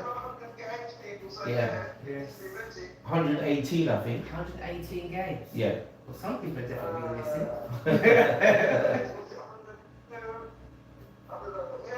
So I'm saying you need to be ready. 104 matches, 104 games, yeah? Right. The Okay. politicians are going to be rubbing their hands together. Right. Because we all Yeah. end up with square eyes when we're watching enough TV. Oh, yeah. And I was like, I'm looking forward to it. People remember it. 9 days. 9 days left. That is 9 days. That is all. 9 days. Yeah, man. They're ready. So that's June 11th. Yeah, June 11. England squad, they've all got their numbers apparently, but it doesn't mean it's not political as well. Yeah. It's who they're taking. And give behind support the manager, support the squad, support the team. Yes. Support them. You know what I mean?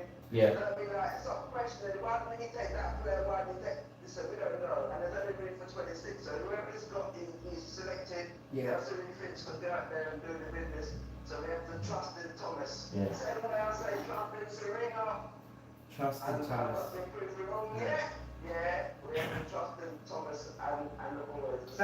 This is the German, USA, Canada, and Mexico. Yeah, trusting Thomas Tuchel. Yeah, trusting Mr. Tuchel.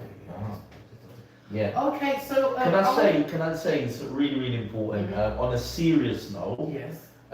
Kenny Dalglish, the man who brought John Barnes to Liverpool, has been diagnosed with cancer. So I thought it was, I thought it was Keegan.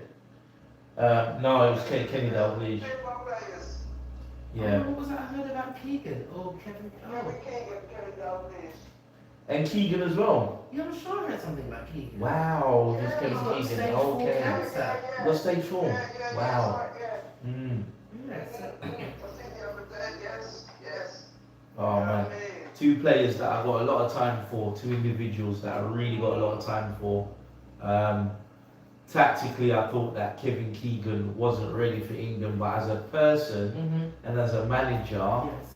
I've got so much time for him. I've got so much time for Keegan. So you think Keegan was a better manager than a player? No, he was a better player than a manager, Right. but he was a better manager Right. than a tactical coach. Okay. Okay. Yeah. His tactics were all over the place. All right. Yeah, but as an individual, like players would when people say, "Oh, I'd die for that coach," Right. it's because he just inspires so much. He's one manager who, even though when he left England, Mm-hmm. every single player really appreciated him as a person. Fantastic. Kevin Keegan had such a good, you know. And again, Kenny Dalglish was somebody who he was, again, his consortium took over Celtic when Celtic were some finding difficult, took over Celtic, and he said, listen, I want John Barnes to come and be the next head manager, head coach. And again, he was under a lot of pressure to get rid of Barnes. He was under a lot of pressure and what he you know, for him at that time to put a consortium together and to take, let's not get it twisted, I'm not trying to bring up, but to take a black manager to Scotland and put him in charge of one of the second most high profile club in Scotland, Mm-hmm. it took a lot for him to have a lot of time for Kenny Dalglish. Okay. Any other roundups we've got there? Any other roundups that we've got there Yeah. today? Any other roundups? Yeah. Any other roundups today? Anything else in the footballing world? Before we round up, I don't know if I mention congratulations to Charlton women who earned promotion to the WSL. Remember I was talking about the relegation promotion match, didn't it? Yeah. Well, they went to penalties and Charlton on the X, you know what I mean? Yeah. But commiserations to Leicester, because for Leicester, both men and women, it wasn't their best season because they've both been relegated from their various divisions. So congratulations, Charlton Yeah. will be playing in the Women's League next season. Yes. Yes. Managed by Karen Hills, somebody that somebody that I know, and somebody that I've got a lot of time for. Karen Hills, and she's previous to that Tottenham Hotspurs ladies. And yeah, she's gonna lead Charlton to the Super League. Okay, congratulations. It's nice to, how inspiring. Yeah. Congrats. So yes, the fun and the best is yet to come, you know. Yeah, I mean, yeah, the best is yet to come. Love that progress. Yeah, Well, we're gonna keep an eye on everything else. That's the first time that they're going to be returning to top flight women's football since 2008. That's Yeah. Charlton, you know what I mean? That's Yeah. what I mentioned. That's like perseverance is the key. It is. Give up It is the people key. 'cause, you know what I mean? Keep fighting, they'll reach it. They'll reach. yeah. Any words from you, Sheila? Well, I suppose in concerns to that, I'm looking forward to the World Cup. I want to say congratulations. It's been an exciting season. I haven't got any favourite footballers that have come out of it. It's sad for those that have had to go down. Congratulations, Crystal Palace. I did see part of that. That was good.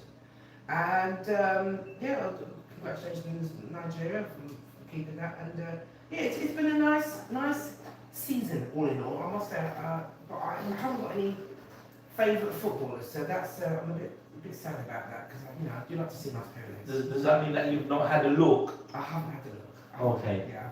You're gonna get a chance. There's 48 games. You'll get a I'm chance. gonna wait for the World Cup and see some good tactical.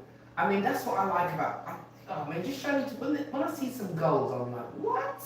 I love to see the skill. That's what I admire about football. You see a nice bit of skill, you think, okay, all right, yeah, I like that. I can admire that. And Yes, well, that's true. If you're talking about skilled people, make sure you tune in, yeah, this Friday, the 5th of June, 8 p.m, towards the Lionesses play Spain. Alright, that's what's happening. You're going to see skill on the pitch there in the Women's World Cup qualifiers. Yeah, man, you heard it live and direct on Come on now. Well, with that said, I'm going to say thank you very much, and we look forward to speaking with you again next week. Even closer days towards obviously the World Cup. Oh my gosh, it will just be. It's just building. It's just building. Okay. Beautiful. Thank you. Take care. All right. Take care. Nice one, Professor. Take it easy. All right. Cool. We are so fortunate to have today. We are fortunate We are indeed. fortunate. There we go. I'll be keeping you up to Tunde, date. you there? Yes, sir. Okay, the volume's down, so not at all, thank you. That was lovely, that was really nice. Yeah, I had fun, man. I had fun. Even Oh, I'm losing you. Oh, I've lost her. I think we've lost you. alright. Okay, take care. No worries. I said, yeah, take it easy. Bye, darling. Thank you, bye.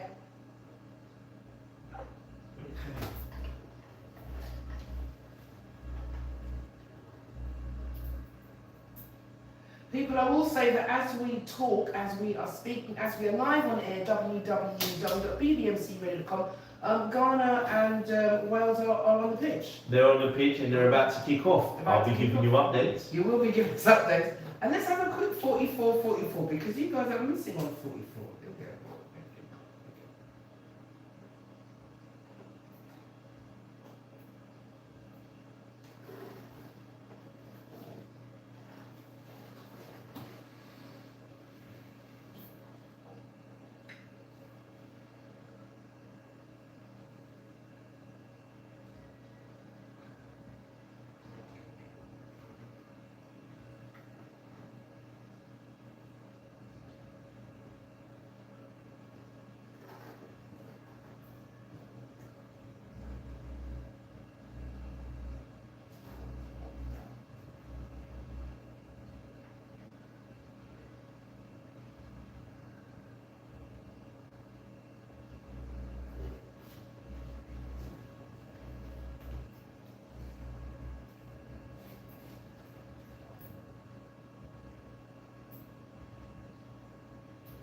Let's just repeat that.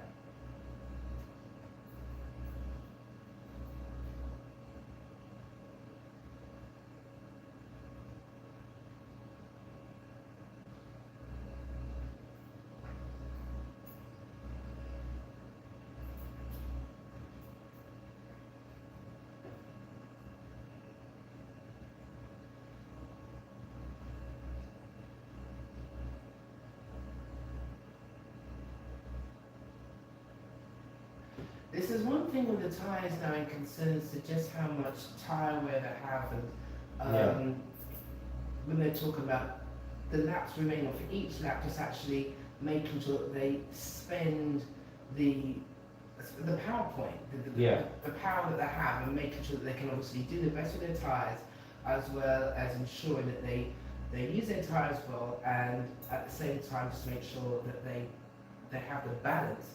And this is one of the things that the drivers are talking about. Well, that's the main thing with the balance of obviously these power units. That's all really. Let's have a little chat. This is Lewis and Verstappen talking about some girls at the Mhm. so,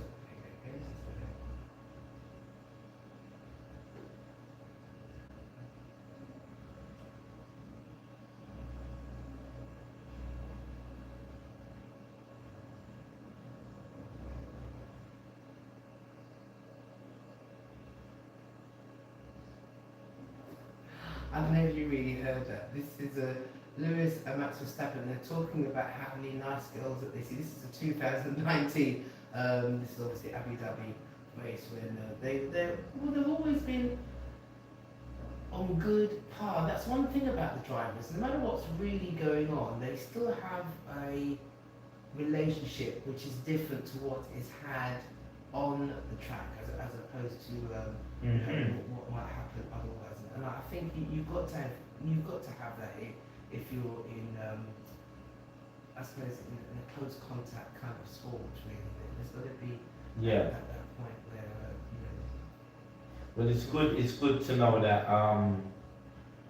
what it does, it then shows you that players, sports people, competitors, teammates, team opposition members, you won't cross the line, will you? Yes. If you're cordial, then you're fierce and competitive, but there's always a line. There is. And I want to play this little bit. This is what Max thinks of Lewis Hamilton in concerns to him being in the go.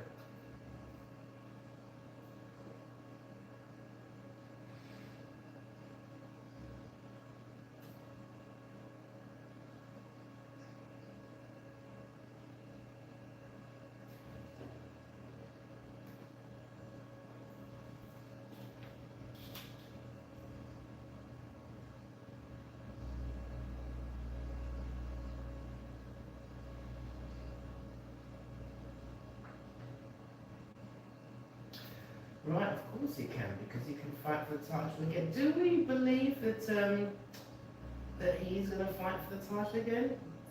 He's now, well, he's fourth in championship. Yeah. He's quite a few points behind, of course, even if the clerk's in front of him. Well, we've got Europe to play for, but all these drivers, Yeah. they come to this sport with every intention of winning the championship, and as they all know, especially when you've got Lando and Oscar, Oscar was ahead of the championship last year, and they, sometimes it's theirs to lose, and Kimi, this may be his year, but wow, he's doing so well.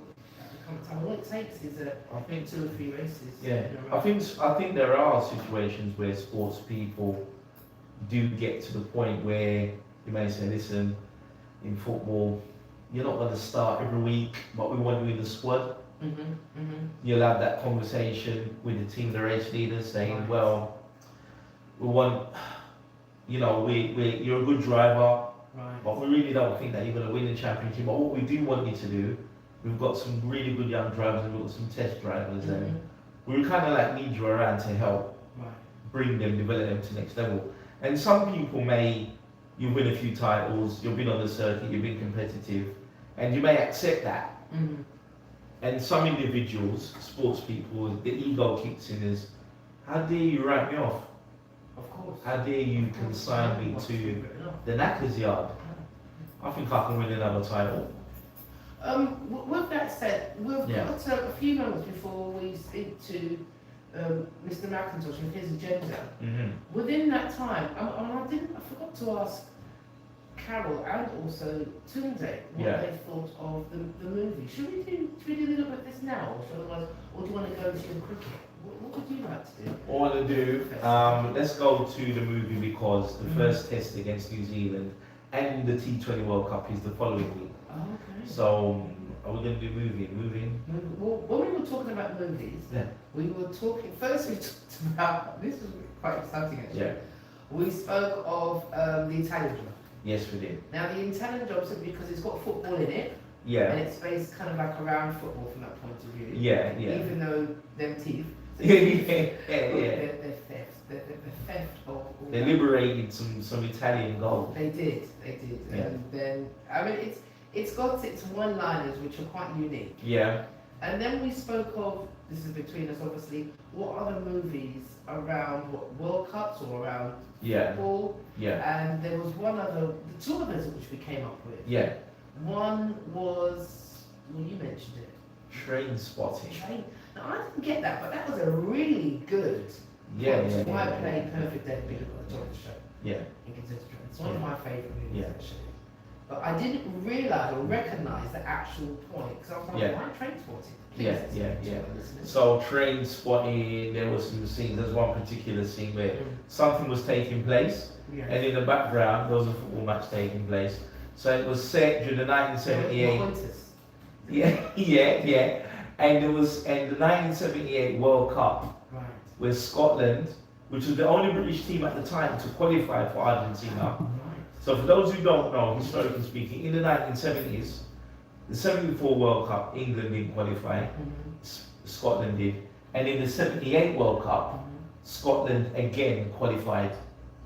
So this is when we spoke about Kenny Dalglish and Graham Souness and those guys. Right. That Scottish team was quite strong, and Scotland had quite a strong football team.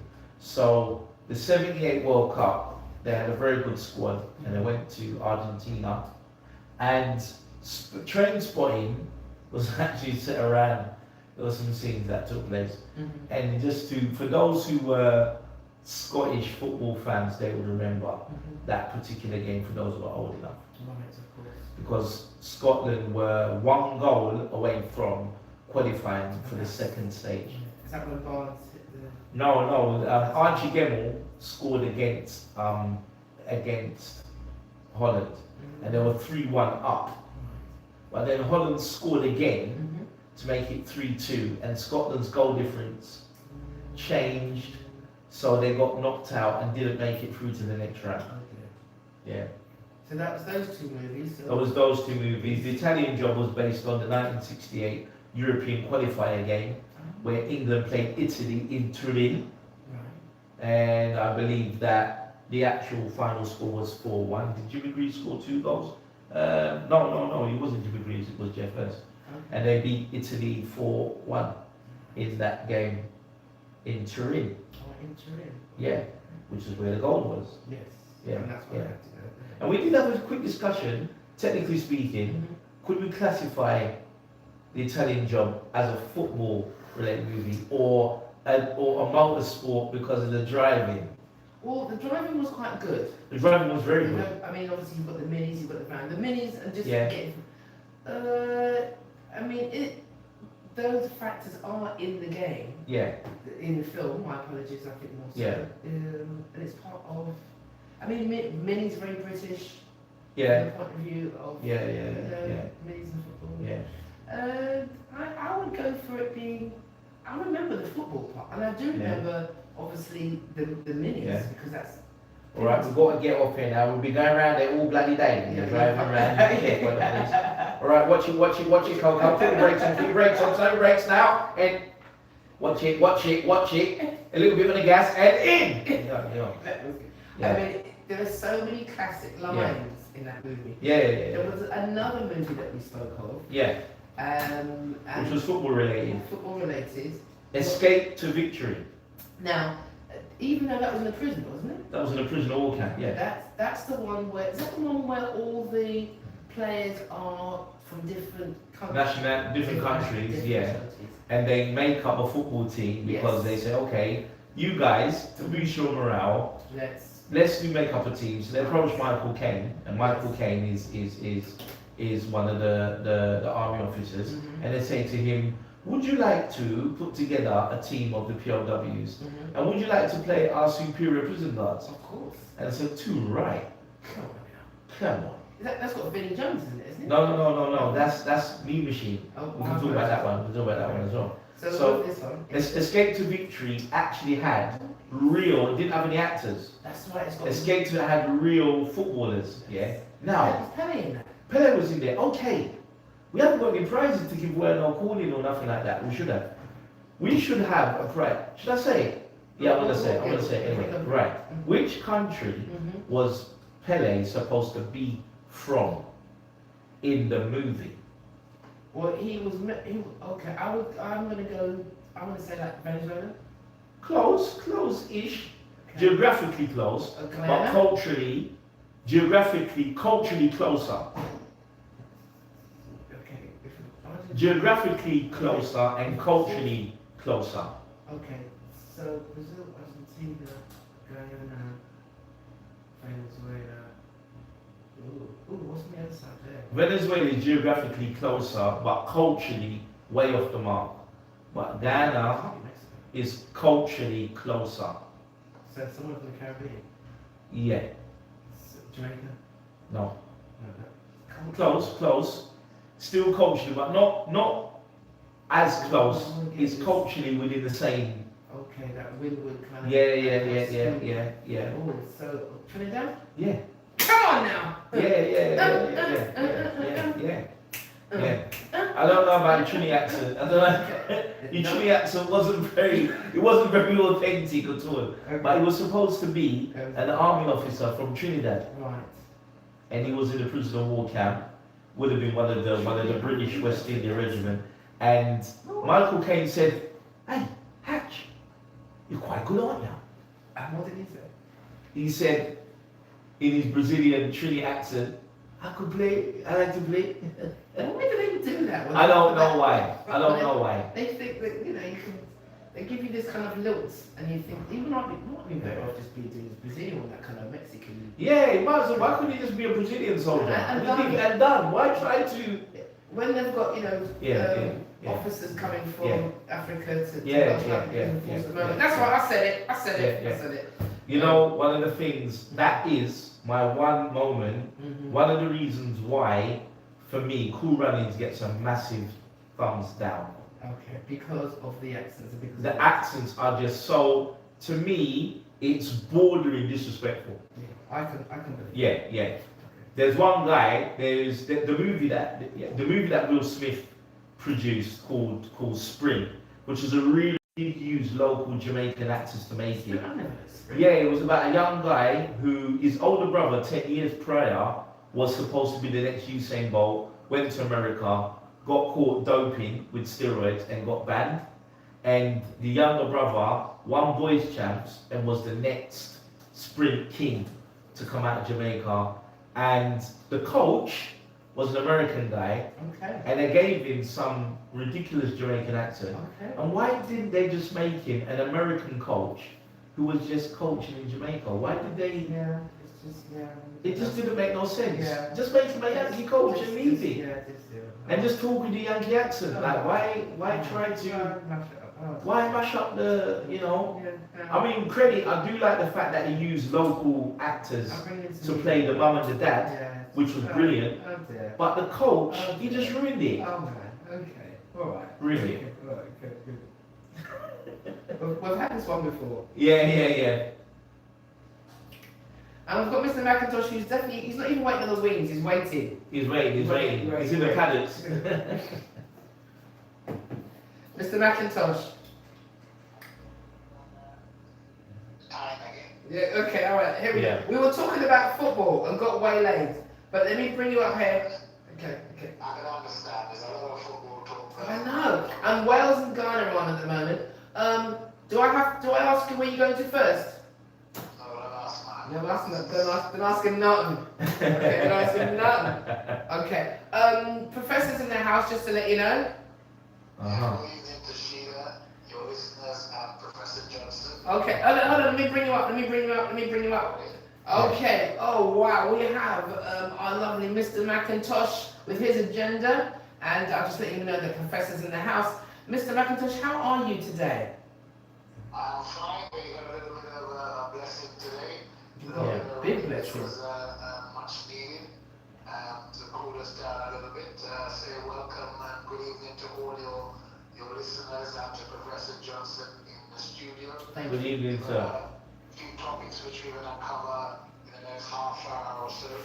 I always like to start off with the not so good aspects of sports, and I'm sure it may have been discussed. I don't even know about it myself, but I just saw it in the headline where two of my boyhood football heroes have both been diagnosed, and it just happened to be Liverpool players. Both of them have been diagnosed with cancer. That's right. Yeah. Kevin Dalglish, and last week it was Kevin Keegan.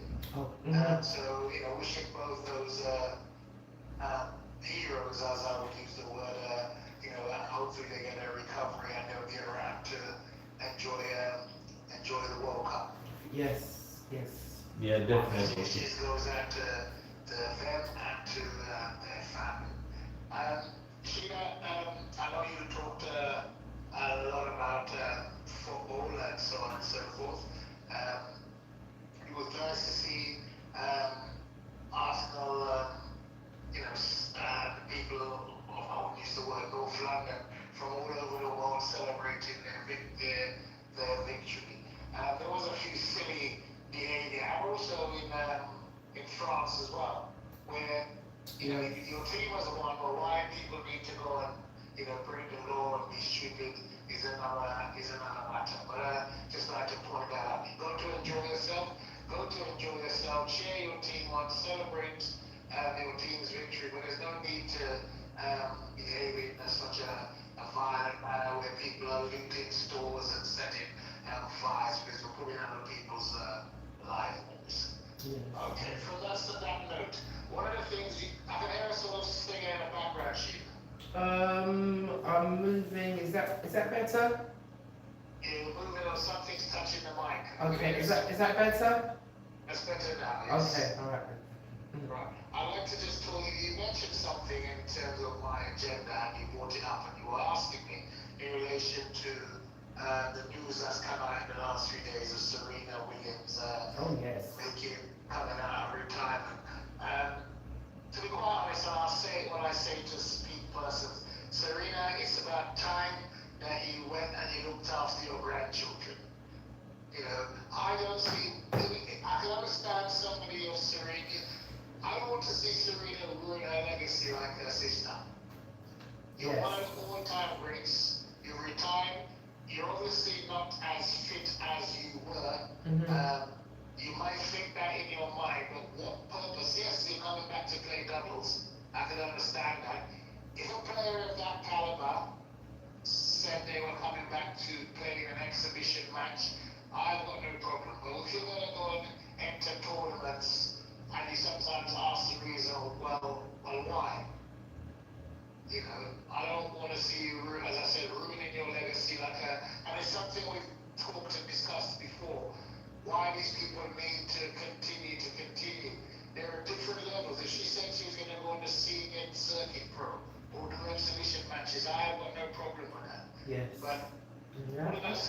actually. I do agree. in that, at that stage in life, you've got your kids and so on and so forth.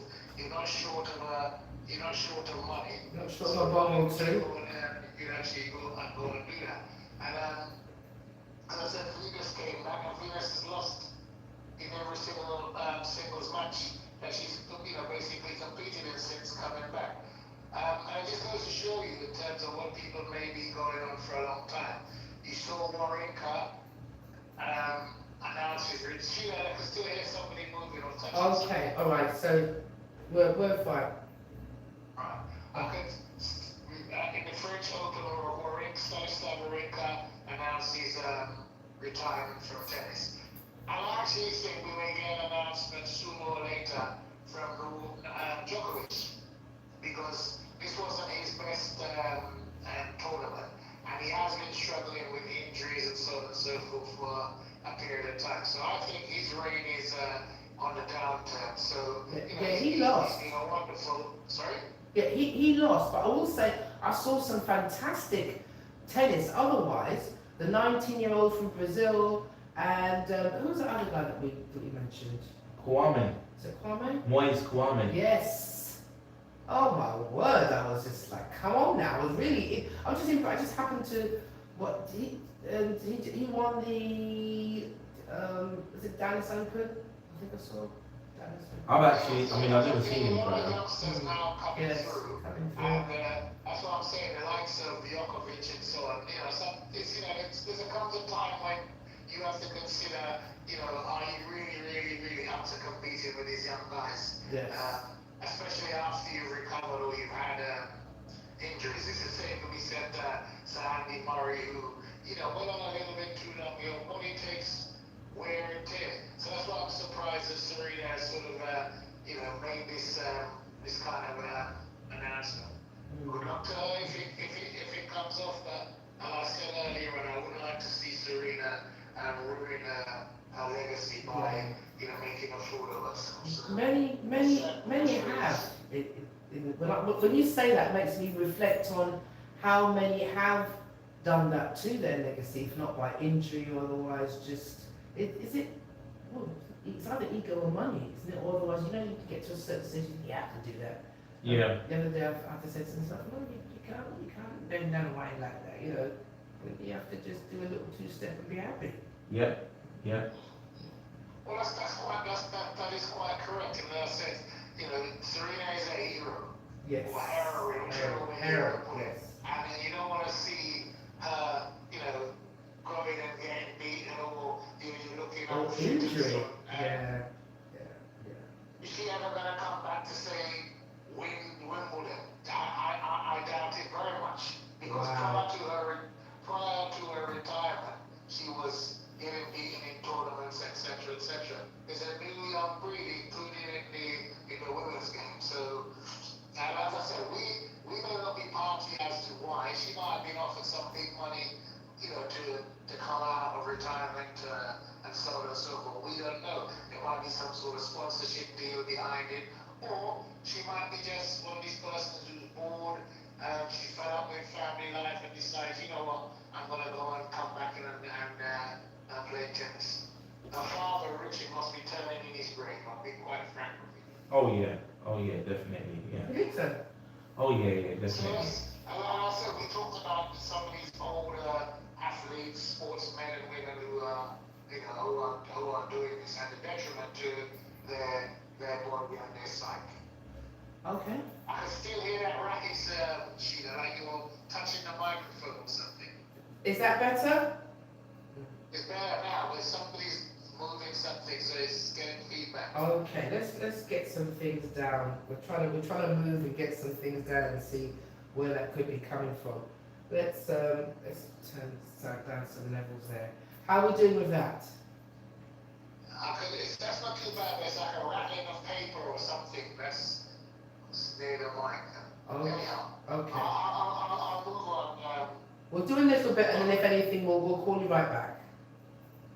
No, it sounded a little bit better, but just to chat a little bit about a sport I've talked about before, but seems to have sort of gone down in terms of television coverage. But Saturday, when we had the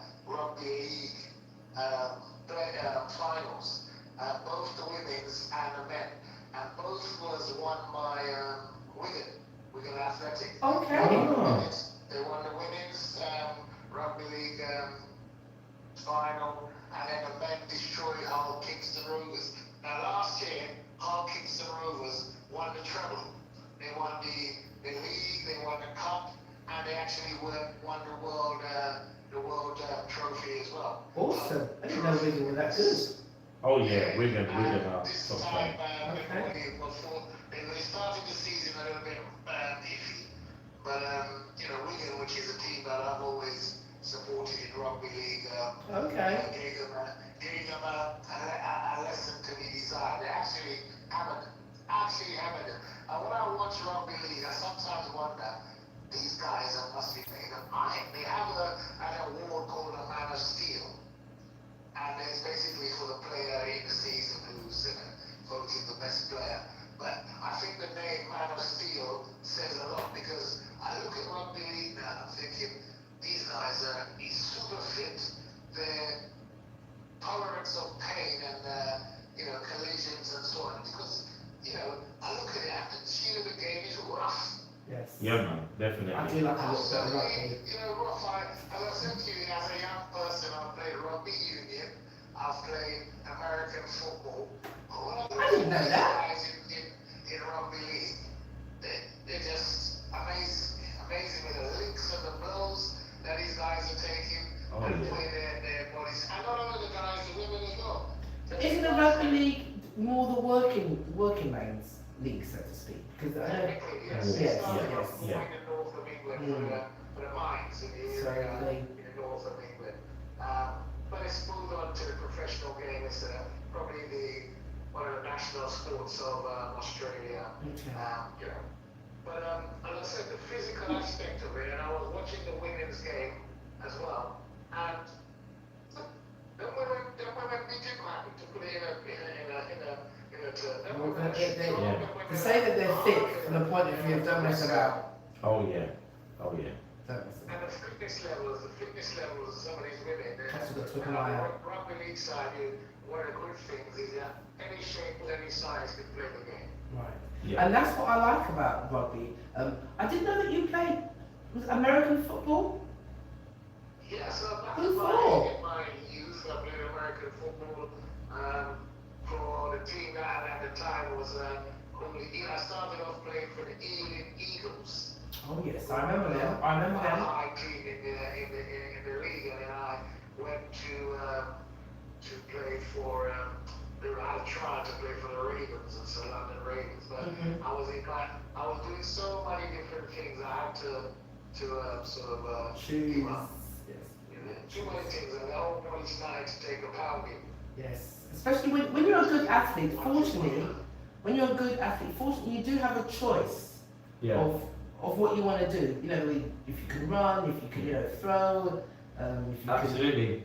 Absolutely. take, You know, take once. this, take that. Yeah. It's quite- Once the gentleman called Richard Austin in 1978. Richard Austin. He played. He's one of the Unforgiven. He played a game for Jamaica against Trinidad, Yes. and in the evening he went and played for Arnett Gardens in the first division. Did you hear that? Which Yes, playing number 9. Playing number 9, and the same weekend Mhm. he played table tennis for Jamaica in an international tournament as well. Wow.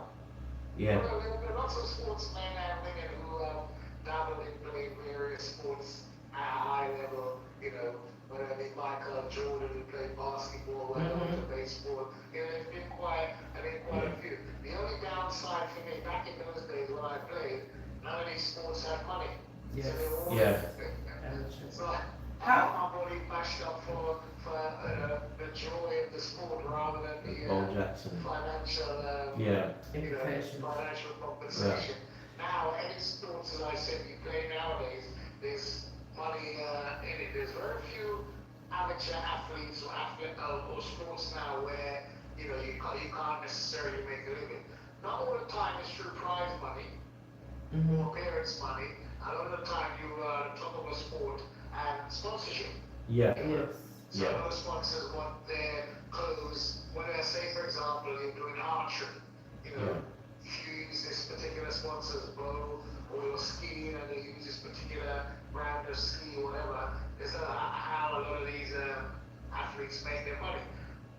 Now, you know, I like to segue. When you look, for example, at the Diamond League in athletics, Yes. sometimes you see on the start line 5 or 6 of the athletes wearing the same sort of, clothes. Yes. Yeah. And they will have to be distinguished, but sponsors want them to wear that particular kit so the ordinary club athlete can see that and decide to, Question. buy their gear. Question. Do the club athletes, they must have agents. They have agents as well. Is that correct? So The the, top athletes have agents. The top athletes have agents. Yeah. When I say club athletes, I'm talking about the ones who run the ordinary clubs in and around England. okay. But top athletes, they all have their agents Yeah. because to try to do it yourself would be, a nightmare because you have to book hotels, flights, accommodation, and all the other things that goes with it. You got to negotiate appearance money, etc., etc. So Yeah. you can't necessarily do those things for yourself. So most athletes have agents. Yes. And to be quite frank, again, another issue is that a lot of the times the agents are the ones who make it the money. Yeah, they are. They're getting Yeah. their There are turn. very, very, very rich agents out there who are making really good money. Give an example, Sky, I think it's Skyler Andrew, who used to play Sky Andrew. He Yes. used to be the top table tennis player in England. Mm-hmm. He became a football agent. Agent. He's handled some of the world's top footballers, and So the Campbell. percentage that he gets Okay. is amazing. And you, again, one of my segues, you mentioned about films and sport. Yes. You remember the film, I think it was called Jerry Maguire? Oh yeah. Oh yes, for the Oh, Ace. yeah. Yeah, that was a good one. Show me the money. Show me the money. Show me the money. That was a good film in an insight into Oh yeah. an age for me, an agent's life, or otherwise responsibility, Yeah. and just having that one player or that one sports person and what you might do, and obviously the bravado that you've got to go through.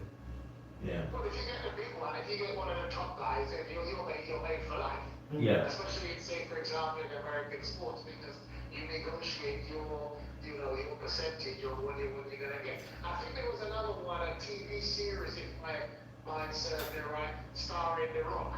Yeah. Ballers. Yeah. Ballers? Yes, Yeah. yes. Yeah. Yeah. Yeah. Again, He was played an American for, football player. of an agent. Yeah. He had a life. He was an American football player who, in the beginning, Yeah. at the very first episode, he ruptured his knee ligaments, Yes. and the doctors said, "Okay, that's it." And he had a chat with his friends, and they said, "Guy, why didn't you just become an agent? You know all the players, you know all the teams, you know." And he thought about it, and 3 of them got together and they set the agency up. Okay, good, brilliant. Yeah.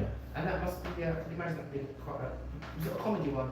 It had some little comedy edges to it, Yes. a bit of madness to it. Mhm. Players they had some egocentric players ringing him up, asking him to get him a deal. And he's like saying, "Listen, just slow down and concentrate." No. What's his name's got a deal with Nike. I want a deal as well. Why don't you get me a shoe deal? Okay. You know, that I kind like of that. attitude. Yeah. Okay. It happens in real life. If Yeah. you get my agent, they are the ones who have the clout. When you see they talked about football earlier, and a lot of these players, they don't want to. When you hear a player wants a transfer, it's not pleasant. They're not the ones doing the transfer. Is it the agents who are the ones who are digging it out? Because if the player gets a good transfer, the agent gets a good slice of that cake as well. Yeah. I think in And fact. you look at boxing. The boxers ain't making the money. No, they're not. They're Definitely not. the promoters. Yeah. And the promoters and so on, Eddie Hearns and the other ones, the names and so on, they're the ones who make it cool. They're the ones who are sort of, making the good deal. You say, oh, this person's going to get 60% of the purse and they're going to get X, Y, and Z. But behind the scenes, promoters, they're the ones making the money through the TV deals, etc., etc. So, there's money to be made. Just to move on, move on a little bit from. Is that sound alright for you? You right there? Or It's a little bit better. That's fine. Would you give it? Should we have a little bit of music, and I'll come right back with that? Is that all right with you? Okay. I think we'll do that. We'll have a little bit of this and a little bit of that, and we'll Yeah. come back with a little bit of this And we'll come back. and a little bit of that. That's what we'll do. Okay. Dens, let me call you right back. Okay. You know, I called him on WhatsApp. I don't usually do that. Oh. That's what I've got to remember because I usually call them both on mainline. Could that possibly be the source of our? Yeah, I think maybe. But I didn't realise. Okay, because I didn't. I was thinking, what could it be? Yeah. So- How was the score? It's 0-0. Okay, we'll let them know it's now. We'll let them know. Okay, then. Okay, we're 24 past, so we'll hopefully go for another 5-6 minutes. Yes, yeah.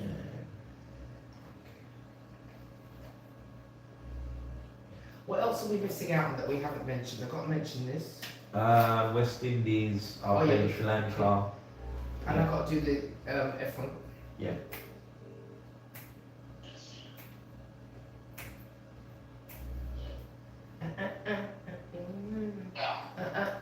That's much better. Yes, we are back. Okay, let me bring you up. And we're back.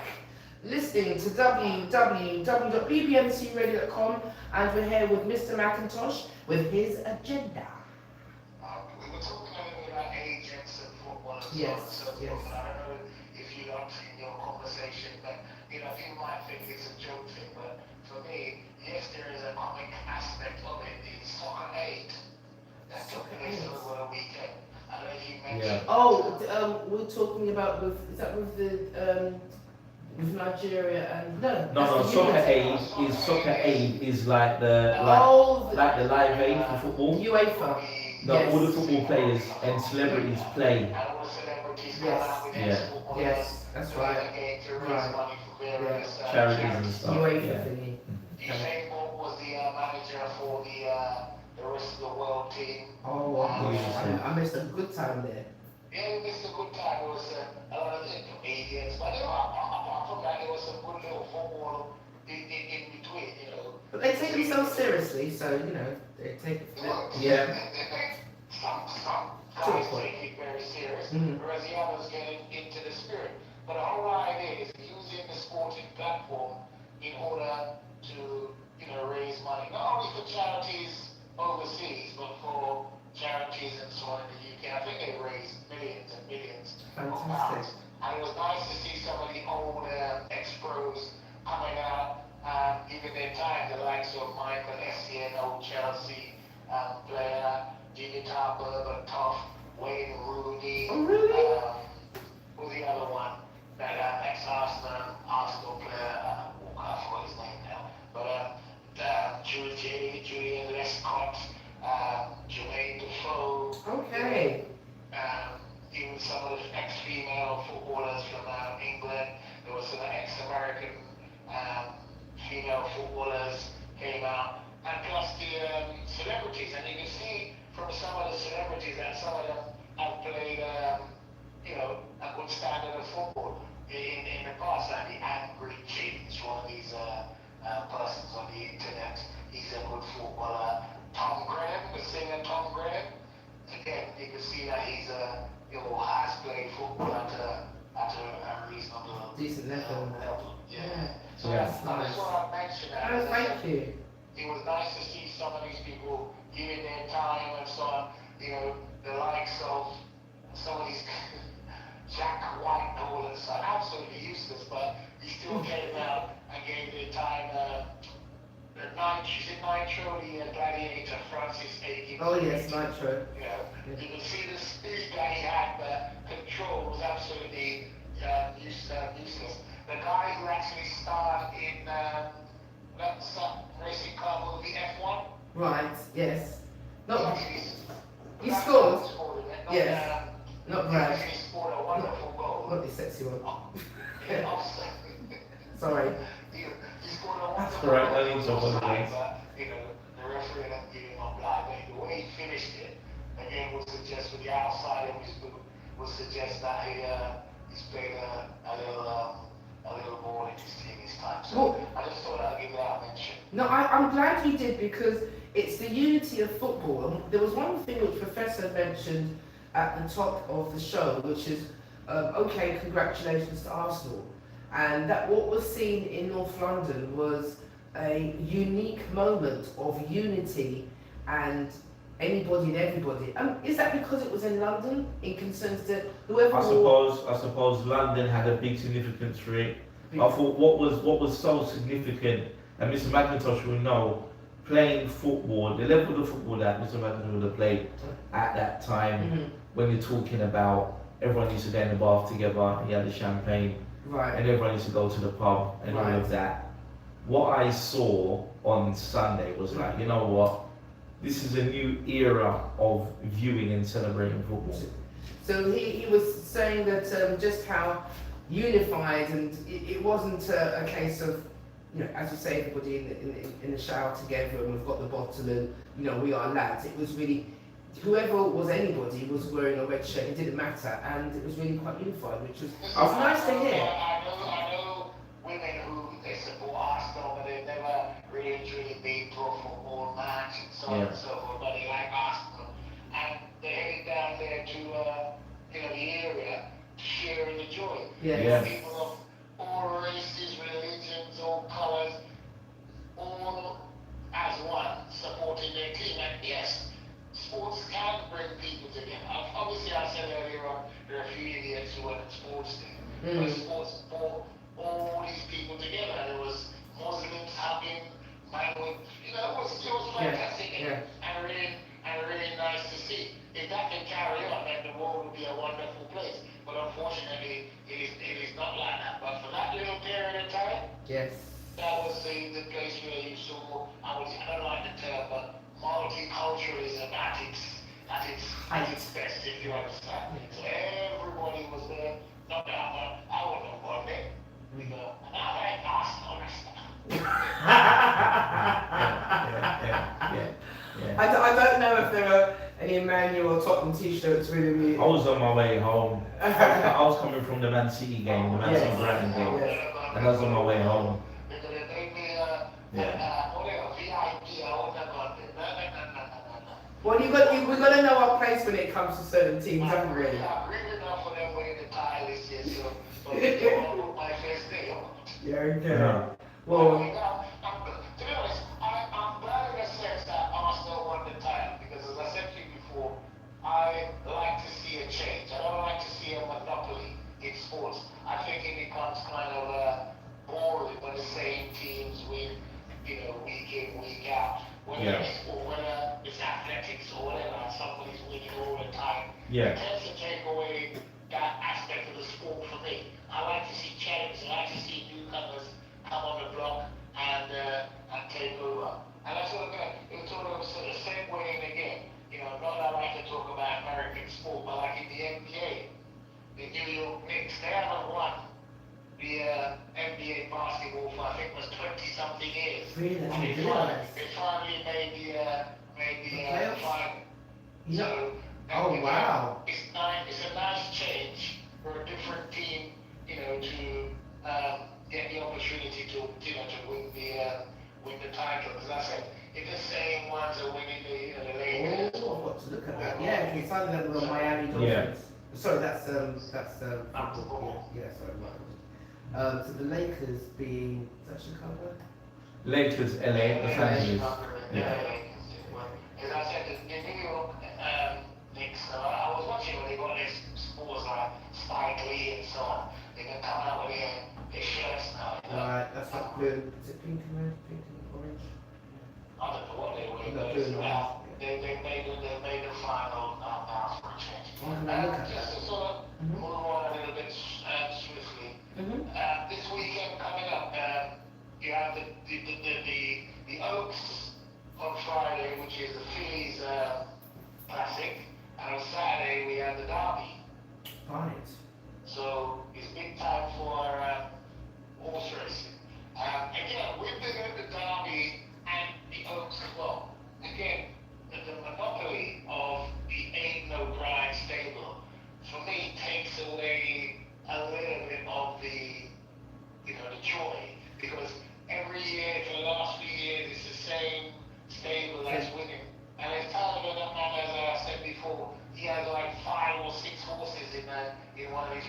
Is anybody talking about it? Is anybody saying A anything? lot of people are talking about it, but you can't stop them from doing it. Right. Because at the end of the day, they pay their entry fee, Mhm. or the horse qualifies for Right. X, Y, and Z. But it takes away. I'd like to see, another trainer, another stable get the opportunity to win the derby. And then there are some other contenders, but again, Aidan O'Brien will, probably have 3 or 4 of the top runners in both the classics, both the Oaks and then the derby. Any favourites or otherwise, any ones that you think just might be good to look out for? This year I've taken a kind of back seat in terms of the horses that I've been running. Probably Friday or Saturday I'll have a look to see some of the runners, see if I can pick up an outsider which might come in third or whatever, I get place money. But as I said, usually a safe bet would be one of the 8 O'Brien horses. And it's smart too, Sheila, because he might have the favourite in the race. Mm-hmm. Yeah? Mm. Then what they tend to do is they put another horse as a pacemaker. Right. Yeah? The kicks So out. that because they know that horse, what they don't want, if you got a horse that stays well, you don't want the race to be a sprint at the end. You want it to nice and quick, so your horse gets into gear. So Aidan O'Brien, he puts one horse as a pacemaker, and then he has his favourite. What's happened on a few occasions, he also has a second string, and the second string beats the favourite. Okay, because he'll come ahead. So what they're going to do, they know that the second string is not fancied as much as the favourite, so they're going to put all their money in the second string. Yes. And, that's how they make their Wow. money on the side. Right. There are a lot of teeth in sports now where money's concerned. I can believe that. I can believe that from a point of view. It's all about getting your odds right. Yeah. Yeah, exactly. And that's what betting's about, really. Because it's the odds, and especially if someone's capitalised or otherwise, they've cornered the market, as you say, that Aidan O'Brien's camp has. They've got their options are much more or wider than somebody who hasn't got those options at all, unfortunately. Well, Yeah. Malik Noyle, his son won the derby one time as a jockey. Right. He's now on his own stable. He may work for a runner in the derby. Because I said, you get a derby, a lot of the things with horse races, you have to the listeners, is you get that derby winner. Mm-hmm. It's not the money that you're getting because he won the derby. Well, you know where they get the money? Is it the next Potential studs.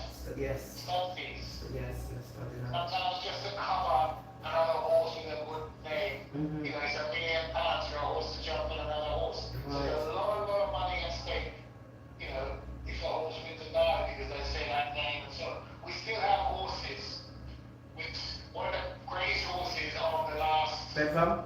20 Share years. No, Red Rum is jumping. Red Rum's like dead man already. He's a horse. Hey, I didn't know.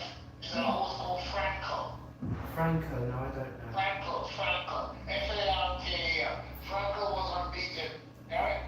As a horse. He was supposed to run in the derby, but they didn't put it in the derby. But Yeah. apart from that, he won all the Group 1 races that he ran. And they said probably that was the greatest horse this side of the channel anyway. Now, Wow. Franco has been covering other horses. Yeah? The foals that Franco has sired, Mm-hmm. Yeah. even if they're no good, and they go in the state and you hear, well, it's signed by Franco. Oh, 2 million, 3 million, Oh, 4 wow. million, 5 million, 6 million. And people pay for the fact that he's got Franco's speed in it, thinking that it's going to be like it's signed. Doesn't always work, but some nights with horse breeding, 80% of the time, they take the traits of their moral fire and put it in basic terms.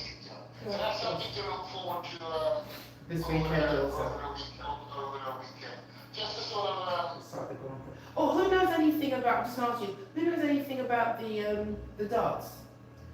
well, The darts darts. darts was won by Luke Littler. Okay. They had him and Luke Humphries were in the final. There was a little bit of I will use the word, not controversy, not the right word, because Luke Littler is the most,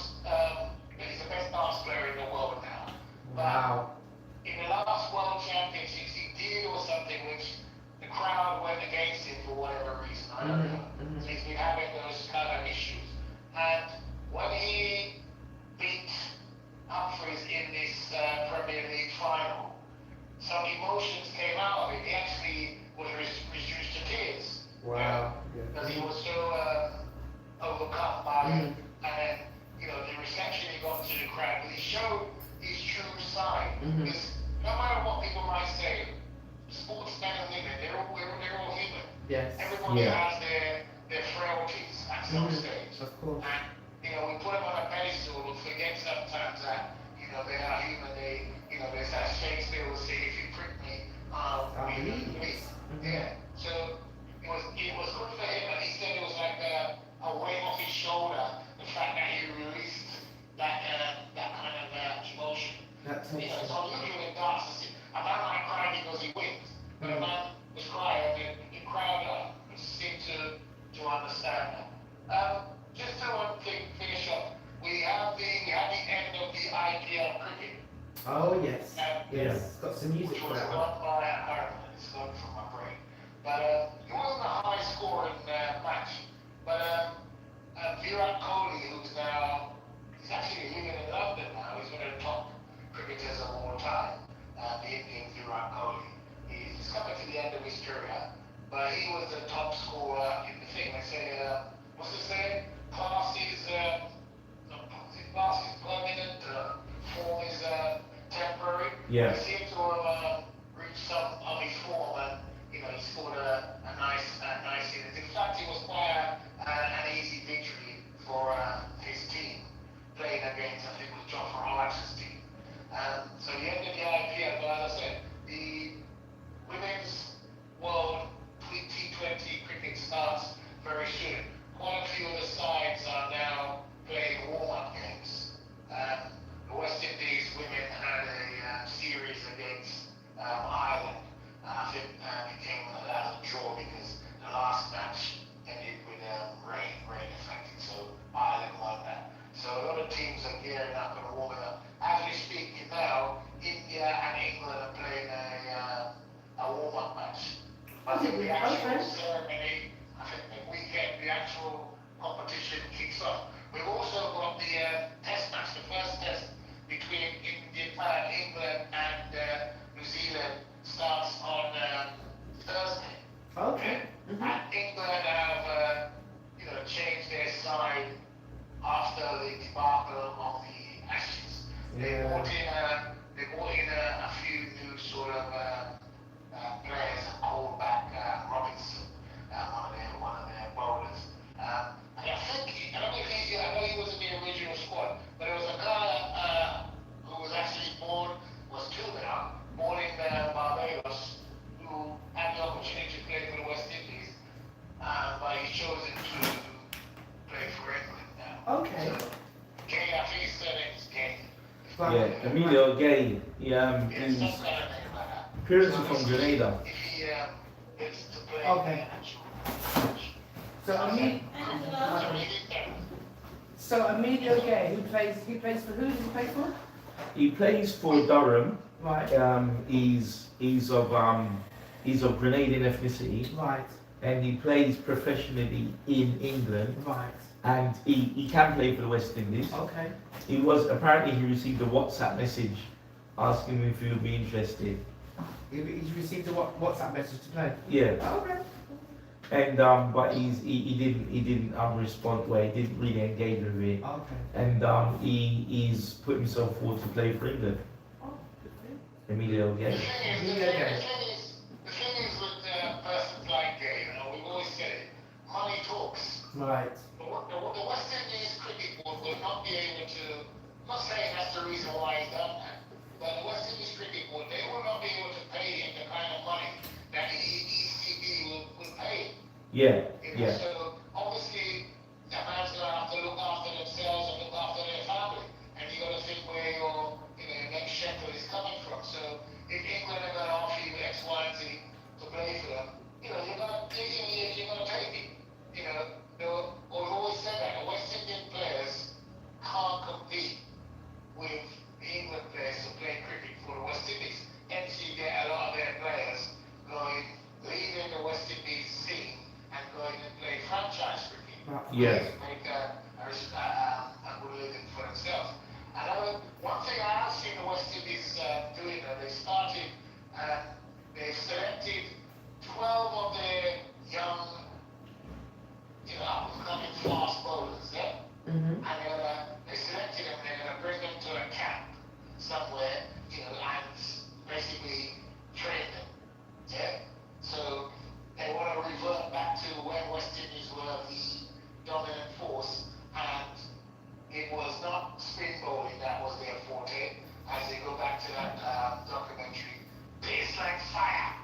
Yeah. Well, I'm pleased to hear that. Which was cities have lacked in the last few years. Yeah. You know, we haven't had express pace. You know, it's a shit that was, you know, we started it. And but we haven't finished it. You have fellas now from other countries in the world. Bring some pride to the game. So That's what it let's means. hope they can identify some new talent and bring us back to the level where we should be. So that's my sort of take. Thank you. Yeah, yeah. Hopefully next week we'll have some topics. If you want to throw anything in there into me, I will my do. brain is Thank always you. Active. I tell you, between yourself Nice and talking to you, Professor. And Yes, sir. we'll talk again next week. Yeah. thank you very much. We Please. thank you.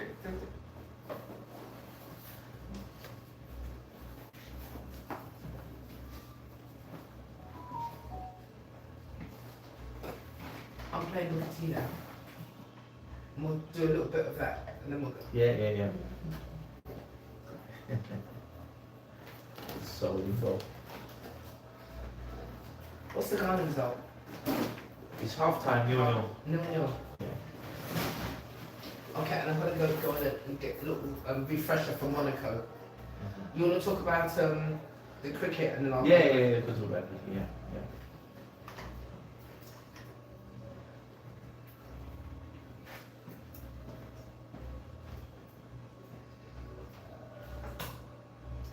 That Booker T. Yeah. It's surprising how themes really make a difference to Booker sport. T and the MGs. And the MGs. Soul at Limbo. So limber. I mean, obviously it's a calypso thing, really. Yeah, it really is. It is. But they've got it national. You wouldn't think so the way they play it, like. Yeah. Which makes me think, Yeah. well, wait a minute, they take on it. But it actually shows how music Yeah. definitely makes a difference to certain sports when it becomes Yeah. popular. Because Yeah, even though the yeah. one I play, which is Fleetwood Mac's Change Yeah. for Formula One, I mean, even though they play other things, as far as I'm concerned, that Change is a Yeah, classic. yeah. And it's like, Absolutely. when we hear some things, you know, Well, Thunderbirds. growing up as a kid, Mm. right? At one time, growing up as a kid, when you think about cricket, Yes. and it was, well done, good shot, very good shot, that, good shot. And then Clive Lloyd arrived. Mhm, He brought his men from the Caribbean, mhm, and there was no good shot. mhm. It was all and whistle Yes. and bell and all kinds of things going on, and there was a massive cultural shift. There was a massive cultural shift in terms of pretty similar to like, that's as close as I can use as an example to what I witnessed on Sunday. Right. But not to digress and go back to football, to stick to the cricket. Yeah, got about 2-3 minutes with it. Yeah, the way what that tune actually done, the BBC just said, we need to just recapture that, you know? So, yeah, it's really interesting. Now, the West Indies are playing Sri Lanka, they're playing Sri Lanka in the Test series. And they're playing Sri Lanka in some ODIs and some T20 games as well. Now, they haven't named the Test squad, but they have named the squad for the T20s and for the One Day Internationals. Yeah. Now they have set up that camp. Darren Sammy, the West Indies coach, has picked a side, and he's set up a training camp for this team. Is this the training camp that Mr. That Miss Magnus were talking about. Now they set up the training camp in Antigua. The games are, the T20s and ODIs are going to happen in Jamaica, and then the test matches that are going to happen in I believe one test match is for, I need to double check that to make sure where the other test match is going to be. Okay. So for the ODIs and for the T20, Shay Hope from Barbados is a captain. Akimo Goose, John Campbell, Casey Carty, Roston Chase, Matthew Ford, Mhm. Justin Greaves, Shimron Hetmeyer, Mia Jangu, Alzari Joseph, Shamar Joseph, Gudikesh Moti, Safane Rutherford, Jaden Seals, and Shamar Springer. Jaden Seals, Shamar Joseph, and Alzari Joseph are the three young pace bowlers who arguably the most devastating pace trio in the world At the moment. at the moment. They will be very close to being the most dominant pace attack bringing back the old days. The problem in the last few years has been our batting. Right. Our batting's been woeful. So we're not getting our numbers. We're not getting our numbers. Now, Shimron Hetmyer has been brought into this side. Now, we don't know yet, but if Shimron Hetmyer does make himself available for the test match, it will be his first test match for the West Indies ever. This is Since good. this is good, he's been a T20. I don't think it's fair to say he's a T20 rebel, but he played for the West Indies. He captained the under-19 team. They won the World Cup in 2018 in India, which again tells us something. He played in India in the World Cup. They won it. He didn't leave India because the Rajasthan Royals offered him 1.75 million US dollars to play for the Rajasthan Royals. I think I'd stay too. Yeah, in his state, and he has played franchise cricket. He has made himself available for some of the games, but he's never played a test series for the West Indies. Now, what is sad is the I've fact got a that. question. Go ahead. Does that mean, in concerns to allegiance, his allegiance is with the West Indies, but obviously money talks if he was to play for.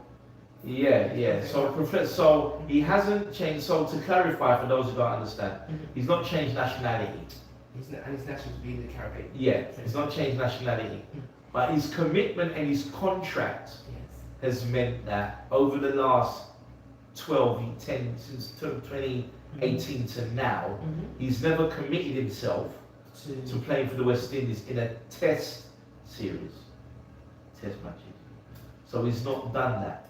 Good old days. Yeah. Now, the fact that he's so talented and he's got so much ability, but he's never played for the West Indies in a test match, has always been one of the big bolts of contentions that somebody who's a generational talent Yes. who captained the West Indies as an under-19 Oh wow. when they won the under-19 World Cup, but never played for the West Indies test side. If he does, bearing in mind, and put this into context, Shimron Hetmyer is now 28. So if he would have played for the West Indies at test level, we don't really know what he could or could not have achieved. But he's still young enough. He's still young I enough. know certain sports have a certain Yeah. level, like we're thinking Serena at 44. Yeah, You know, the yeah, average sporting life yeah. goes up to maybe 40. Possibly 40, and again, he's In a any batsman. sport, I'm talking in any Yeah, in any sport. He's a batsman. So when you're a fast bowler, fast bowler is a young man's pursuit. It really is, because it's really about speed. How quickly you can deliver that ball. Right. Whereas as a batsman or as a spin bowler, you're not physically exerting, it's more tactics. So you're not physically exerting yourself, you know. I mean, you do have the Viv Richards and the power stroke players, but really as a bats person, you can develop your craft and bat way into your late 30s, you know. So with Shimron Hetmyer being in this squad, the first ODI is tomorrow against Sri Lanka, and let's see if Shimron Hetmyer actually says, "Hey guys, I want to play in the Test match as well," which will be, you know, will be definitely a changing fortunes for the West Indies without doubt. I think, you know, I just love all the shenanigans when we talk of sport, because from Yeah. what we've spoken of today to the football, you Yeah, know, just the camaraderie yeah, coming through that, even, and just the different implications yeah, of yeah, that. yeah, yeah, Even, you know, okay, Yeah. we touched on this, we've touched on so much, yeah, especially in concerns to what's happening, when I say with the football, Yeah. it's been really, really busy, and now it's gonna kind of like down. With the football, in the sense that in football, when you've got teams like Real Madrid, Mhm. you've got teams like Manchester United, you've got Yeah. teams like Bayern Munich Mhm. as global icons, which are bigger than some international teams. That's Even in been the country. in some certain countries. Oh yeah. That's been happening now for the last 30 or 40 years. That's only happened in cricket since the IPL. Okay, and that makes a big difference. It makes a big difference. Yes, definitely, and I've When- seen that. yeah. As I go to the sweet shop. Chris Gale, for example, Mhm. released a press conference because he's had falling outs with West Indies cricket board right up until his retirement. Mhm. He gave an interview and he spoke about the time when he had an ankle and Achilles injury, Right, and he asked the West Indies cricket board for some assistance, right. and they said they couldn't help him. Oh, And the Royal Bangalore Challengers IPL team, Mhm. they said, listen, we've got a clinic in London. Right. We'll book you in. We'll pay for you to go and see one of our top physicians. He will, we'll cover your expenses, cover your operations. Sorted. We'll cover all the physio, everything afterwards. Mhm. And when you do that as a club side, Right. and you do that, Uh-huh. it makes such a difference. Of course, I think a player would go there. Is the same happening in tennis? Tennis isn't the same because singular tennis Mhm. is always bigger than Davis Cup. So it's different in concerns to a team game Yeah, and the game which is not. yeah. Even though you represent your country, Yes. but as singular tennis, Mhm. you're not playing as a national team. You're playing the Davis Cup, Right. but the Davis Cup doesn't take up that much of the calendar. Most of the calendar are the four majors where you play as an individual. I wonder if Wimbledon, Open, the French, Right, and right. yeah. I wonder if that happens as a jockey, because obviously jockeys, even though they play certain countries, but you can still be. It doesn't happen so much as a jockey. As a jockey, it doesn't happen. It doesn't really happen in motorsport. I suppose with motorsport, I suppose at the top. It's top really- F1, they yeah, represent we- their country. You represent with Team. motorsport. You represent the team. Team and So it doesn't matter where you're from. Yes. But if you're racing, if you're Brazilian and you drive for Ferrari, Yes. Ferrari's a team, Ferraris and then quite Italy becomes a nation. Yes. Whereas if you ride for Mercedes or Benetton, then it's the team that is dominant. That is so well said. Let's find out a little bit, obviously, what's going to be happening this weekend, because we need to know. We need to know. We need to know when it's happening, how it's happening, and who's going to be doing what. Okay.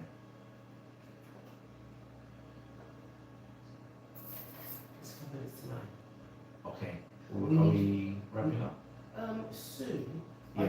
I'm going to mention the score on that. Yeah. I'm going to talk about this a little bit because we're meant to be 6 to 9. Where else do we want to go? I can't even go back. I want to kind of like say a little bit about Not really. did Can do. a little bit what We was can cover it said, quick and wrap up. We don't have to. a little bit what Carol said. We can say thank you. I think we'll go back a little bit. Okay, we need what that's going there.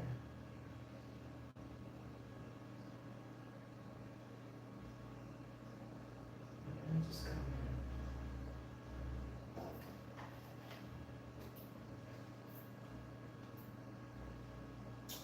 Alrighty, well let's find out about the schedule that's happening for this weekend. So, as you know, we've got 2 practice sessions. So on the 5th of June, which is the Friday, our first practice session, let me go to track time instead of UK time. I think that might be, which is, it's Europe, so it's not international students. So for track time, it's going to be 1:30 to 2:30. That's practice 1. Practice 2 is 5 o'clock to 6 o'clock, and this is on the Friday. On the Saturday, practice 3 is 12:30 to 1:30, and the qualifying is on the same day. Remember, different to the sprints that we've had recently. Qualifying is 4 to 5, and on Sunday the race is at 3 o'clock. Yes. So I so want to have a watch along. it's going to be a nice one. Yeah. Okay, and I defrost that food there. Okay, right. So let's So practice, as I said, on a Friday. We've got 2 practices. Now, practice is really just an opportunity for the drivers to get to know the circuit. For some of them, it's going to be the first time they're going to be actually on the Monaco circuit, in Monaco, on the Monaco circuit. So it's a case of finding out what else will be happening there. Yeah.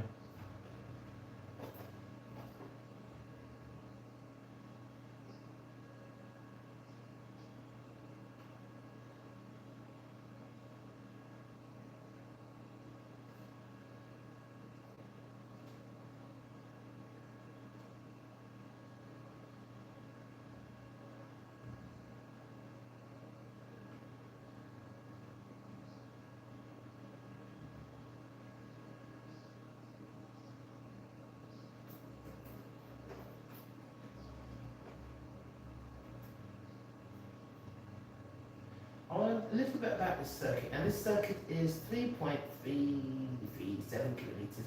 And the first Grand Prix was in 1950, 78 laps, and it's a, well, I'll say a quick lap. The fastest lap time is currently held by Lewis Hamilton, which is 1:12.909. Let's see if that's going to be broken. That was in 2021. So he still has the fastest lap. That's not to say that the fastest lap time won't be had on the day, but however, that is the fastest lap time that it's had, that's kept.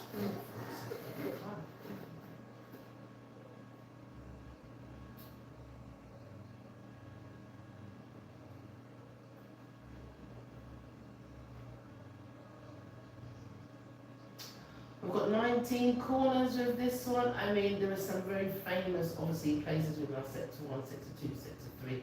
I really hope that we have ourselves, obviously, a clean, nice, tasty little race. I think it's going to be that way, especially with the kind of races that we've had over the past few weeks. And, you know, with George and Kimi just trying to battle it out there. I'm going to come back with some other information so that you know exactly who you're looking out for. We have today gone over the numbers in concern to exactly who is at the top of the Drivers' Championship, and that is Kimi Antonelli. And he's a young man. He's won the past 4 races, which is like wow, wow, wow. And you know what's also nice, which I've been looking at, and that is he's got the fastest lap, because I'm keeping an eye on that at the moment. Now the fastest lap, which they don't get any points for, they used to get a point for that. Now so far, Max Verstappen, he got the fastest lap for Australia. So for China, for Miami and Canada, Kimi Antonelli. For China, Japan, Miami and Canada, Kimi Antonelli has also got the fastest lap. I'm impressed. I am very much impressed. And, you know, why not? There's always got to be somebody who just comes and kicks the bucket from the point of view of just throws everything else up in the air, and you just never really know where everything's going to lie.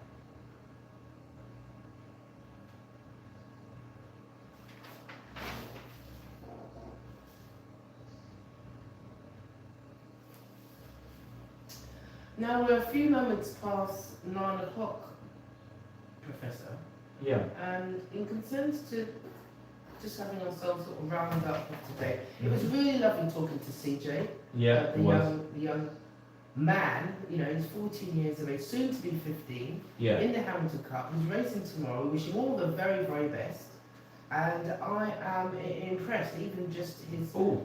positive. Oh, we got a goal from. No. Wells nearly scored. Dan Yes, James, yes. football crossing to the box. Okay. He was on side. Oh, just missed it. Okay. And the Ghanaian defender nearly scored an own goal. Okay. Well, I think Wells nearly scored a few goals from what I can see. Yeah, Actually. yeah.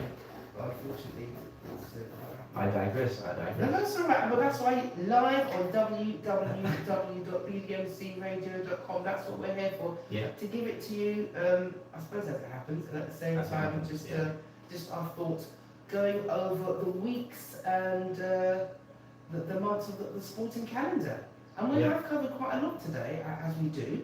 We are. It's been very, and I am also impressed, Angel, CJ's mum. But however, you know, many years in the music industry, fantastic to hear that she has not so much recovered, but gone back to a love. And now, as when I say a writer, obviously going through those other scripts and so forth, an analyst and making sure that what we do see is of good quality. And her film, 847. That's what it's called, and we will soon be able to find out if it's going to work. If it's 98 minutes or 95 at the end of cutting everything that's on the floor.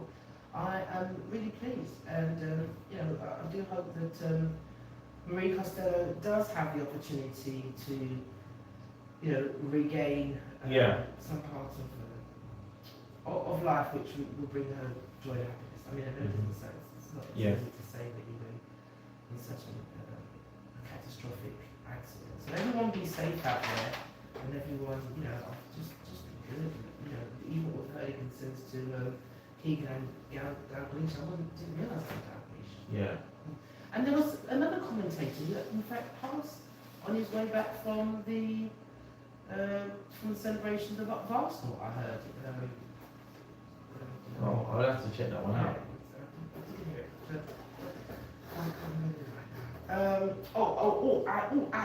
And also to say, on Monday, Poets and Monologues are held at the Black Lion Pub, that's London, W69TJ. That's the Black Lion Pub, Poets and Monologues, open mic night. There's a few that's going to be down there. Did I have some shout outs today? You know, I did have a shout out for Francis. Francis, I'm going to return that email. I've got a shout out for Bob still, Bob, yeah, you're the man. And any other shout outs there, I suppose, anybody? For those who were met and were seen and obviously trying to make their way back from the NERB taster session that was had on Saturday. All very nice. NERB, I'll be giving you further information. In fact, I can tell you right now when that's happening. Rules of Rugby League with John Kerr from the world of rugby league, who sadly passed away on Saturday. He wasn't specifically covering the Arsenal game, but he was covering the Wigan, the Challenge Cup final with Wigan over the weekend. So condolences to John Kerr and his family. Wow, it's, you know, life is life short? It is, but it needs to be lived with. Put more life into your life, I was told. Yeah. More life into life. And with that, this NERB Storytelling Festival was to be held on the 23rd to 28th July. So we've got enough time to talk about that a little bit more. And that's going to be held at the Eco Escapes, Waterston Road, Milford Haven, SA73, 1DN, Pembroke, Wales. And that's going to be awesome. Championship invite exclusively the men and rich to the NERB Storytelling 6-Day Craft Festival. And again, I will just mention the Poets and Monologues Open Mic Night. And their next one is going to be June 8th, so that's going to be Monday coming up. That's hosted by Shida. Sign in at 6:30, doors open at 7, and show starts at 7:30, and it's free. That's FREE at the Black Lion Pub, London W69TJ. What do you say, Mr. McIntosh? What do you say? What do you say? What do you say? What do you say? Some substitution. And that's what's happening. That's What what's do you happening. think about these rules for the World Cup? Very interesting, very interesting Okay. rules. It'll be interesting to see how they play out. We're not kind of used to that. Again, this is unprecedented times in the sense that the World Cup has been, you have had joint World Cups before, but you've never had a World Cup before played by 3 countries, and you've never played a World Cup before over such challenging terrain. Oh gosh, and such a Because even though the World Cup in Russia was huge, yes. the World Cup in Russia It's was one massive, place. and Russia, it was one place, It's one place. and the climate Mhm. wasn't so vastly different Mhm. from one end of the country to the next. Yes. It was colder everywhere. Yeah, it just was. It just was. And Yeah. also, you're dealing with one set of, when I say peoples, Yeah, from the point of view of the supporters have to do, because it's a lot of talking about languages, customs, yeah, going to yeah, different yeah, places. yeah. You know, there's got to be tolerance. So if you're traveling, be of your best and look after yourself Yeah. immensely. It's really Yeah. important. It's really important Wherever to you be go. there. And of course, Monaco this weekend. Yes. Don't forget the practice, and then obviously we've got the race on the Sunday, and we will be back on Tuesday to tell you what we thought, what we Yeah. saw, Yeah. and We're just- hoping to have a live watch along. Yeah, don't worry, it's gonna be cool. It's gonna be fun. Yeah. I heard you the first time. Yeah. So it's gonna be Monaco's my little gem. okay. Well, come in. Monaco's my little gem, my Monaco's little road race. Little road. You know, there's something about Monaco which is special. Yeah. It is. I mean, when you see the boats, and the thing is, when I say I know those boats, from when I used to live in Miami, and from the point of view of to see these luxury boats are just gorgeous. They're just beautiful. And Yeah. how they are. It's like little homes, a home from home, really. Yeah. It's like going into anything that's made one. You know, you can go Yeah. into a good cab or a good car or something. You know, just Yeah, of you know, course, any of form course. of transport that just looks a little bit. Really? Yeah. It's like a caravan. Yeah. or a camper van. I once went to a camper van. I said, "What? You've got all this in here?" Honestly, it was really. I was like, because they're cute, aren't they? They're really Yeah, cute. yeah. And even that, when we last year's Goodwood, when they had the camper vans, I mean, they were to see so many camper vans Yeah. together, Yeah. and just knowing that these nice. I wouldn't mind getting a camper van actually. I really wouldn't, because you've got your caravan on wheels, but not Yeah. so big. Just something that's, it's like the Of course. Japanese are really good in utilising space. Yeah. So I'm beginning to chat too much. We are now 10 minutes past the hour of 9. Last words with you, Professor.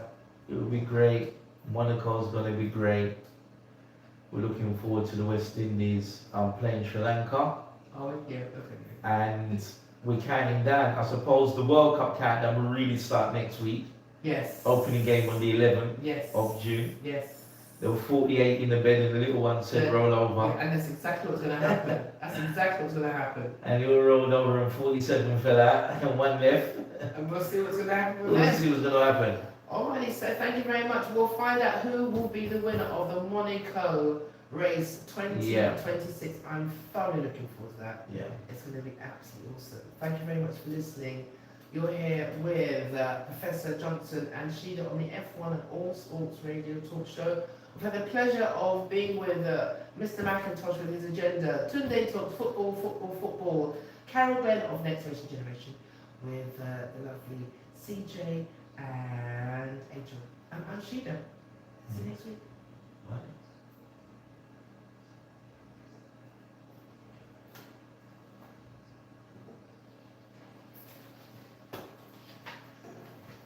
Minutes past. So just over 3 hours.